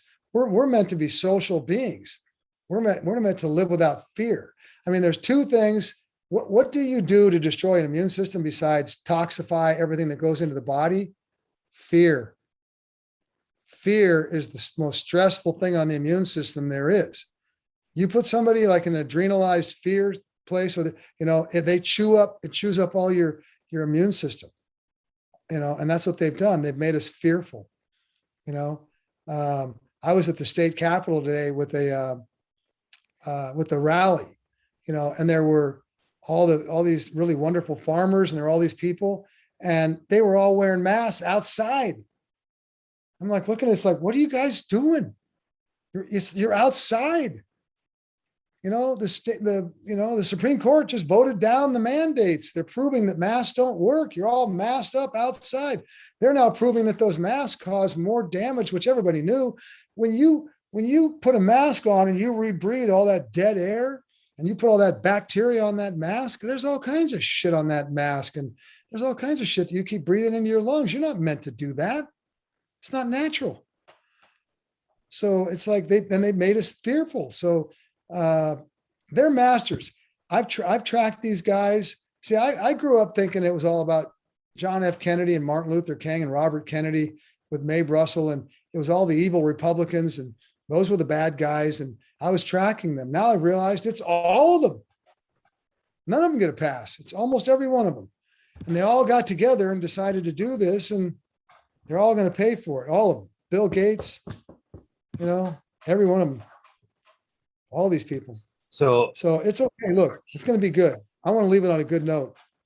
We're going to all be healthy, and anybody that survives is going to be living a great life with cannabis, great food, microdosing, free energy, stem cells, and talking to ET friends about, if you're lucky, you're going to be able to travel around the universe, looking at different planets and checking people out. So I guess with either way, I think we're headed on a path similar to what you're talking about. I think at some point, our lifespans are definitely going to get longer and longer, either through the path that you're talking about, through our own healing and a little bit of science, but or it will be through singularity and AI. Can they run simultaneously, or will it be a one or the other? How does the digital side of things come into the picture that you're describing? Because more and more, there's very few people like me that actually believe in the spiritual side of things, us keeping humanity as a whole. More and more people want to step into the digital age. They would rather see, rather than us repairing our own bodies, us going more mechanical, robot-like, stepping into the internet, especially with this metaverse. Well, there you go. There's a good question right there. What do you think about this whole metaverse bullshit, where they just wanted us to sit here and be a blob and live our whole existence in a dream state, basically? What all the above. You can answer any of the above, whichever you want. I kind of threw out multiple directions there, but Well, from what I understand, and it seems to be a common theme amongst all the UFOologists, the researchers, the channelers, kind of all of them are coming together with a common theme, theory, fact. The ETs are telling us what happened on this planet was these evil people unleashed AI, and we went in the direction you're talking about. And it became so powerful that it invaded this galaxy into the universe and started infecting and taking over this whole galaxy.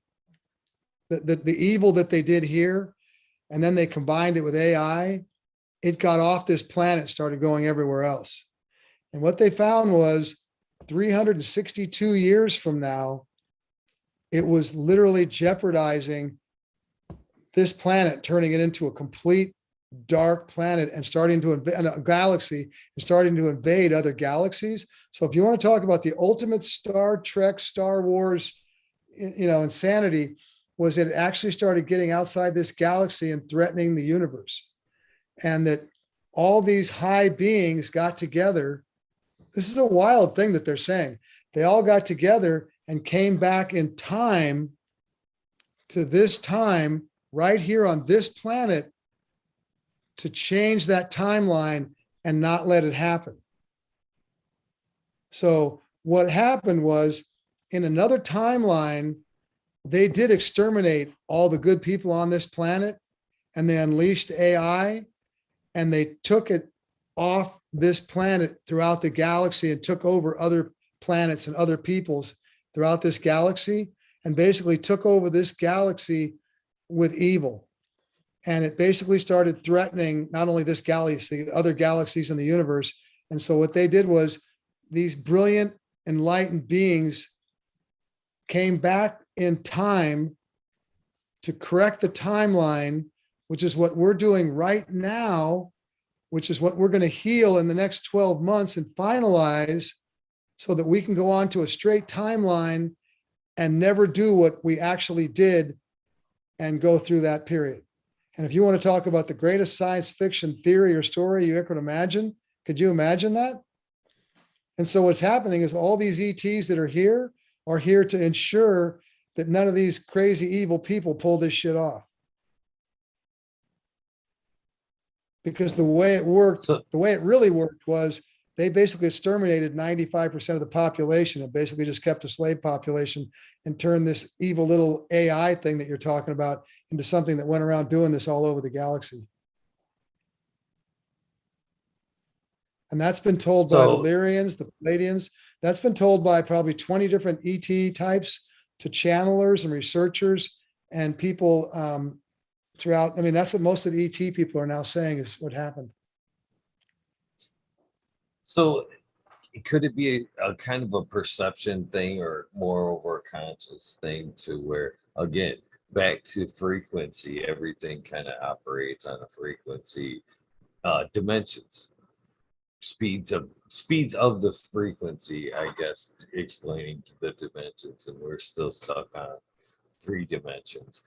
Do you think it's just a possibility of it, us waking up to, or changing to a new frequency and realizing that a lot of these entities, especially ETs, who understand or don't necessarily operate on our time scale, are already here and operating a dimension that we're just not tuned into?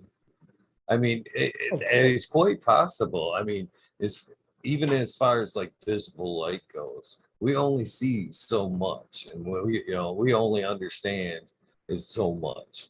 So they could honestly, be in spectrums that we haven't necessarily come across or understand yet. Just No, like that's the what darkness and fabrics of time. Well, most of those ETs are 4th, 5th, and 6th dimensional beings.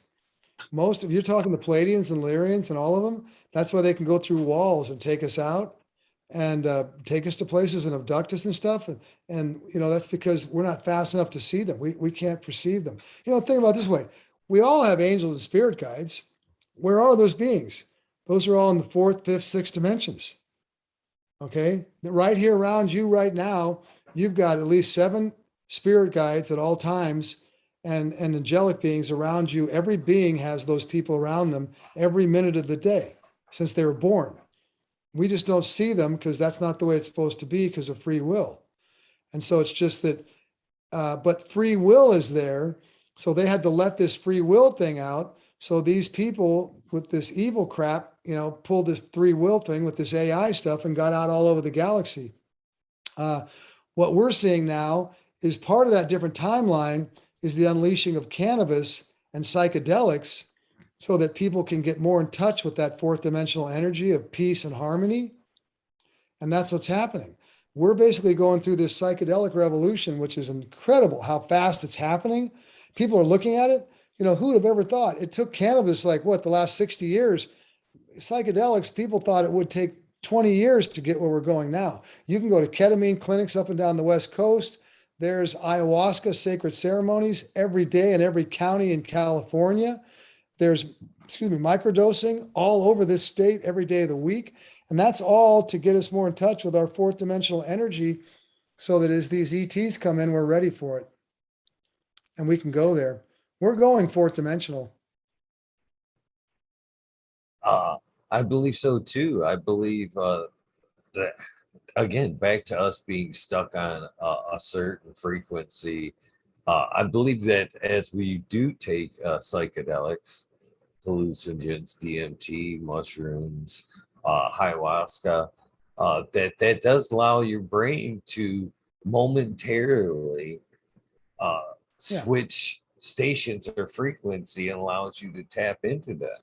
I've kind of talked about this of late. It's because, well, I think that, well, it was during a pretty good mushroom trip that I kind of kicked this around philosophically, that people that we categorize as insane or crazy, uh, couldn't it be that necessarily they're stuck in between frequencies that basically we as what healthy people only can get ourselves through these hallucinations. Maybe they're stuck there the whole time, or getting in half, you know what I mean, static in between the two frequencies, and we just don't understand, so we label them crazy, but actually there's some truth to what they're hearing and saying. We just can't understand it or accept it because we're not channeled in to that frequency, the same frequency, basically. Uh, Yeah. Again, I think as we, the hallucinogens, mushrooms, and stuff like that are a key phase to usher us into the next dimension there, the fourth and fifth. Fourth is what? Time? Time is basically the fourth dimension. Well, fourth dimension, no, once you move into the fourth dimension, if once you get out of here, then you don't have time anymore. Not on that level. There is no time.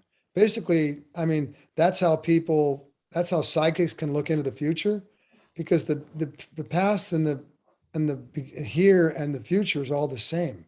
There is no time. This has all happened. I mean, it's kind of like I was explained to it with the theory that basically God had a thought and everything happened at once. And now we're reliving that thought of God's, because we're all just God. So God had like a dream. We are the dream. And so past and present and the future are all the same, because it's already all happened, but we're still reliving it and playing it out. And we're basically just God's living through that dream through us. It's a kind of a weird thing for me, because I kind of like my ego, and I don't really want to think that I'm going to ever disappear or not be here, and that I'm not real. So I get to high points in meditation, but you're right. When I get deep in meditation and I'm like totally blissed out, time stops. I'm just in a complete place of bliss, and I'm unaware of time. When you do mushrooms, like you said, you temporarily suspend that and go to the fourth dimensional energy. And the ETs are just in that all the time. They're like at the highest point of a psychedelic trip. They're there all the time, only very comfortably in those spaces. And you're right. A lot of people that are mental do go to those dimensions in and out. Now, some of them aren't. Some of them that through alcohol or drugs or something that destroyed their mind, that's not real. But a lot of them are going into those dimensions and seeing things or seeing other beings, or they're interacting with the other dimensions, and we just can't deal with it, so we lock them up or call them crazy or something else. But it's research and seeking the truth and really trying to find things is an amazing thing, because the more you find, the less you realize. You realize the less you know, but you also find these beautiful things that are just so magnificent. I mean, I can't wait to sit down with our ET friends and talk with them, because the ones that I'm hearing about, the Palladians, the Lyrians, the Syrians, a lot of these beings, they're so high that, it's like this. When you get around, I used to love going around really high spiritual beings, because when you get around them, you get off on their energy. You can just feel the love. When you get around Sai Baba or enlightened beings and stuff, they just like, they get you high just being in their presence. That's why people want to be in high spiritual beings. I can only imagine what it was like to be in Christ's presence, or Buddha's presence, or Muhammad's presence. I mean, to be in that presence of an enlightened being, just, okay. So these ETs are all that way. They're all in that space. So to be around them, I've heard from people that go traveling with these ETs that to just be in their space is like total bliss all the time. So I can't wait to just go hang out with those people, because it'd be like hanging out with a bunch of enlightened beings that are just pure love all the time. You know, Spirituality is the only thing that keeps me grounded, straight up. what is Honesty. that? Uh, Spirituality is the only thing that Yeah. keeps me grounded these days. Uh, Anymore, especially with things. Man, I've been in some crazy places with in some psychedelics, pondering some shit, man. Especially lately, existence. I heard you kind of mention there. I don't even like to mess with my mind about it. Do I exist or not? I sometimes wonder. And again, spirituality is the only thing that after pondering them thoughts, bro, there's this heart that this good feeling, this vibration that other people feel has to be real. You know what I mean? There has to be something real, something grounded to this. Otherwise, I don't want to believe the rest of the shit. Man, I'm telling you, if you want to let me entertain you for a minute, man, uh, it's conspiracy theories, whatever. I'm actually starting to wonder, you know, because well, I started to wonder when I started to venture down the manifestation thing. And I really believe in manifestation. Now, Uh-huh. what threw me a big bugaboo here is I started wondering if it wasn't a loophole into about what I'm about ready to say. Now, with the current state of things, and again, I kind of touched on this earlier with people, the metaverse, people more and more wanting to, again, we could die and they could download us into another body, another mind, whatever. We could take off again. That's why I kind of asked you if you could, which direction or if they could go inside. But I'm starting to wonder more and more as we enter this digital age, the metaverse. Uh, Everything that we do is nil anymore. It isn't what we're doing or how we're doing. It's how we're doing in the data. Everything's data. What they're tracking us through our social media, our spending, and again, it's all data. Why are we doing this? How are we doing this? How can they, our understanding of the mind? How can we build a better uh, what do you call it there? Algorithm. How can we build Uh-huh. better and better algorithms for the AI? That's scary. Now, if it's data, data, data, data, data, could it possibly be that, we are all basically a sim running to feed an AI, teaching an AI, making it smarter and smarter? Our data is all, every one of this, every life, every decision we make, it's automatically just programming uh, an AI. Or I kind of flipped it around the other day and it really kind of messed my head a little bit. Are we in that phase of it to where every little thing that we're doing, the data that's being collecting on us is building an overall supercomputer or AI? Or are we the reverse? Are we simulations trying to understand the past? You know what I mean? Are we individual persons or sims being popped up to try to recreate and understand what happened in the past? Uh, Either way, it's kind of a grim to think about it, especially I'm telling you, data, data, data. And now these days they're wanting us to just be a lump of matter and just disappear into the metaverse, which ultimately is nothingness, digital. It isn't even reality at that point. It's scary to think about. Like I said, the only thing that gives me any hope is spirituality, that feeling that other people are picking up on good things or something else binding us other than a random simulation of data. If it was Well, you're all just close. data, then we, we wouldn't have spirituality binding us together. I don't know. It's a scary No, thought. you're close. That's what they basically were planning on doing. And that's what they did in another timeline was they basically simulated us and took all of our minds and got us into one brain of the AI that took the very best of it and turned into this really credible, manipulative, evil little fucker that went all over the galaxies conquering shit. But that's not going to happen. That's not what the rest of these beings that we're going to meet are. They're all real beings that made it to the fourth and fifth dimensions through spirituality, and they're going to come back and they're teaching us through the cannabis, through the mushrooms, through the psychedelics, how to touch that and get in touch with our own spirituality so that we don't become that. So it's kind of like on one timeline, we became what you're saying, but in the timeline that we're on now, we're going to do it through spirituality rather than through AI. And we're not going into the metaverse. That's not going to be the way it goes, but it could have been. And people can see it right now. The way they've got it going, heck, in 20 years, they'd be launching people's souls right into those machines.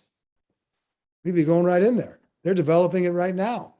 That's what they're planning on doing, but it's not going to happen. And that's because we're on a different space. And that's why the mushrooms are here, so that you can get high and ponder these thoughts rather than just accept it and go into AI. Well, it's a ponder thing, and at some point, I think some of it is just downloaded. I was talking about a guy today about the powers of psychedelics. Again, same thing. It depends on how you almost same feel. You can either use this to kind of fix yourself, or you can microdose it and get a better effect out of it, or you can just trip balls out of here. There's definitely good things in here for you. But I think at some point of it, some of it's downloaded. You can philosophize about it while you're intoxicated on the psilocybin, but I think some stuff is just downloaded basically while you're in that state. You just take it away from the place you're in.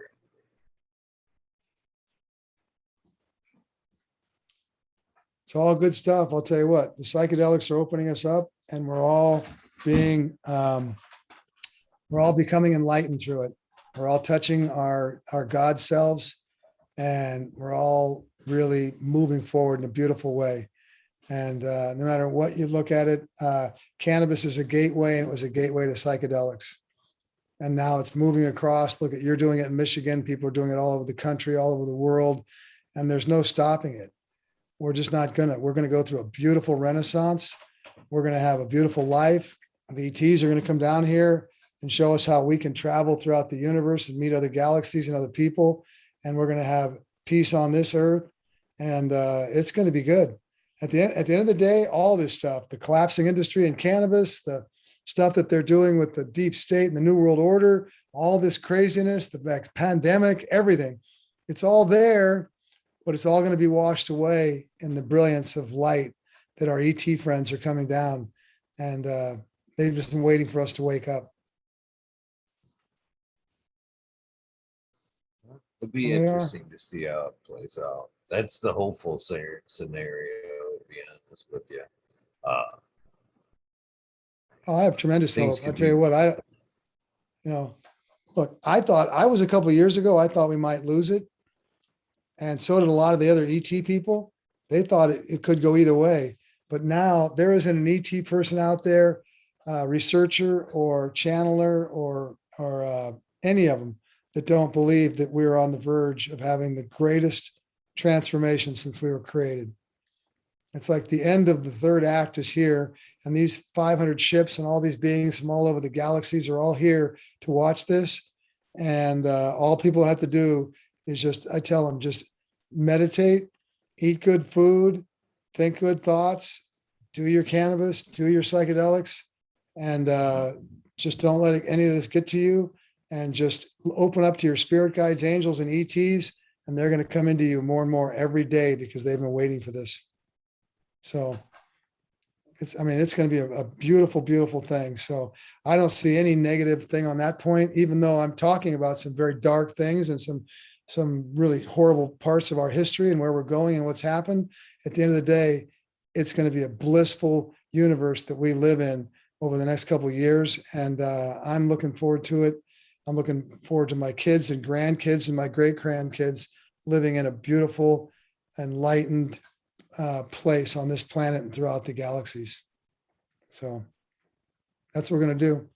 People can go back and look at any of it, but the researchers are coming in, you know, Graham Hancock and all these people, Michael Salla, they're all brilliant people.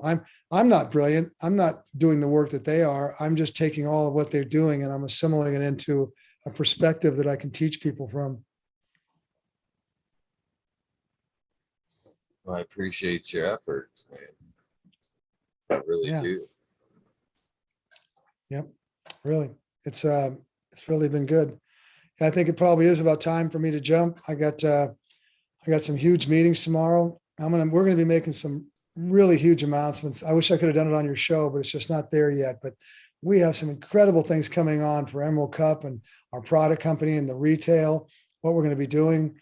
I'm going to be opening a cannabis clinic, a psychedelic clinic in the next year.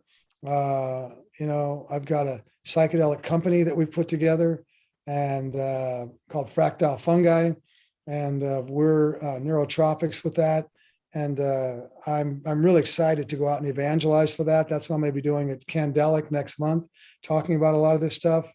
And I feel like I'm just one of the, look, I don't need to say this in a way because I'm not that person. And I'm just one of the thousands of people doing it, just like you're doing it too.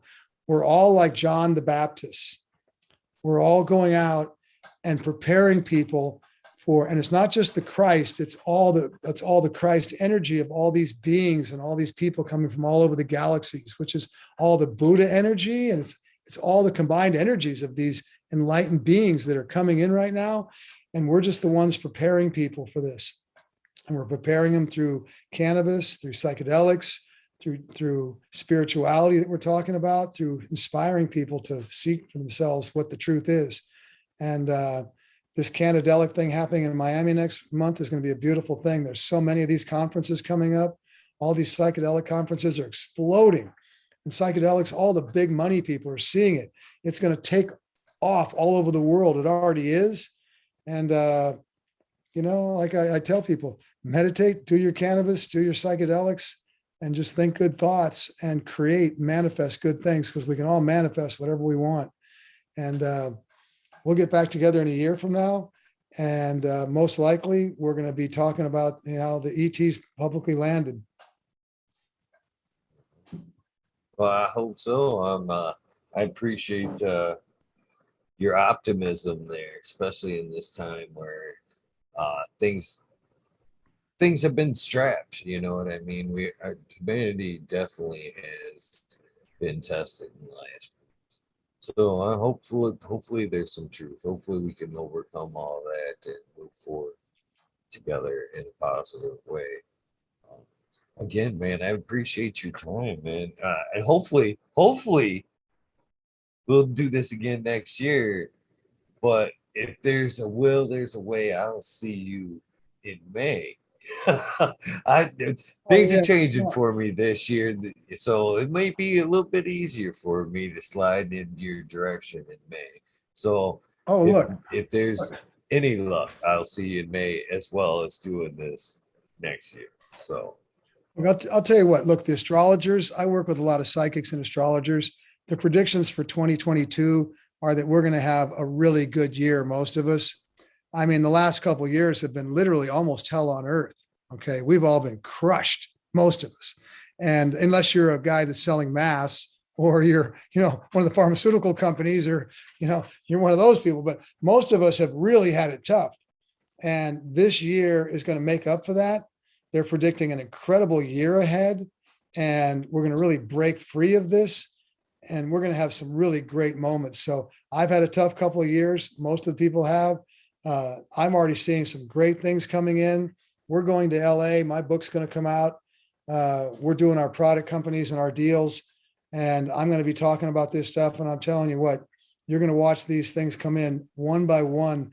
These discoveries that we're going through. They just discovered some huge UFO ships in Antarctica. I'll send you a picture of them. I've got your emails. I'm going to send you a picture of the UFO ship they just discovered and dug up in Antarctica, and it's a stunning picture. And these things are coming in. They're releasing it to us. They're always had them. So we're going to be getting all this information. We're going to go fourth dimensional. We're going to get our stem cells coming in. We're going to get this pandemic behind us, and psychedelics are going to lead the way with cannabis. So people got to realize, just stay hopeful, because we're at the darkest hour before the dawn, and the dawn's coming up quick. It's an angel number year, 222. Yeah, That's the way I it see is. it. It's a good year. It is a good So, year. This is a predicted great year ahead of us. So, do that. Stay in touch. I'll send you these pictures of these ETs though, and I'll start sending you some stuff when I get it. please do. One couple things before you go. Same as the last time. One, the link that I sent you is always good. Sure. Anytime you want to come chime in on a Weed Nerd World, I got a shirt these days for I like it. the Mondays are always a Weed Nerd World. You can come hang out whenever you want, my friend. You don't need an invitation. Same Zoom link. You're always welcome. It'd be an honor for other people to get a chance to have this conversation with you as well. So just throwing that out there. The other thing I'd like to get from you again is the sound bite. The same deal. My words. Hey, this is Eagle, and I'm on fucking Talking Shit with Eagle, episode 549. You can say whatever you want before or that after that, as long as it kind of contains that. That would be completely awesome. I'm ready anytime you are, my friend. Okay, wait, let me see. Eagle fucking talking shit. That's what it is. Get it Fucking right. Talking Okay. Shit with Eagle. Fucking talking shit with Eagle. Okay. Boy. All right. This is Tim Blake, and I'm here fucking talking shit with Eagle. I love our conversations. We had one last year. We had one now. We're going to talk over the next year. We're going to find a way to get him to LA to celebrate with us in May.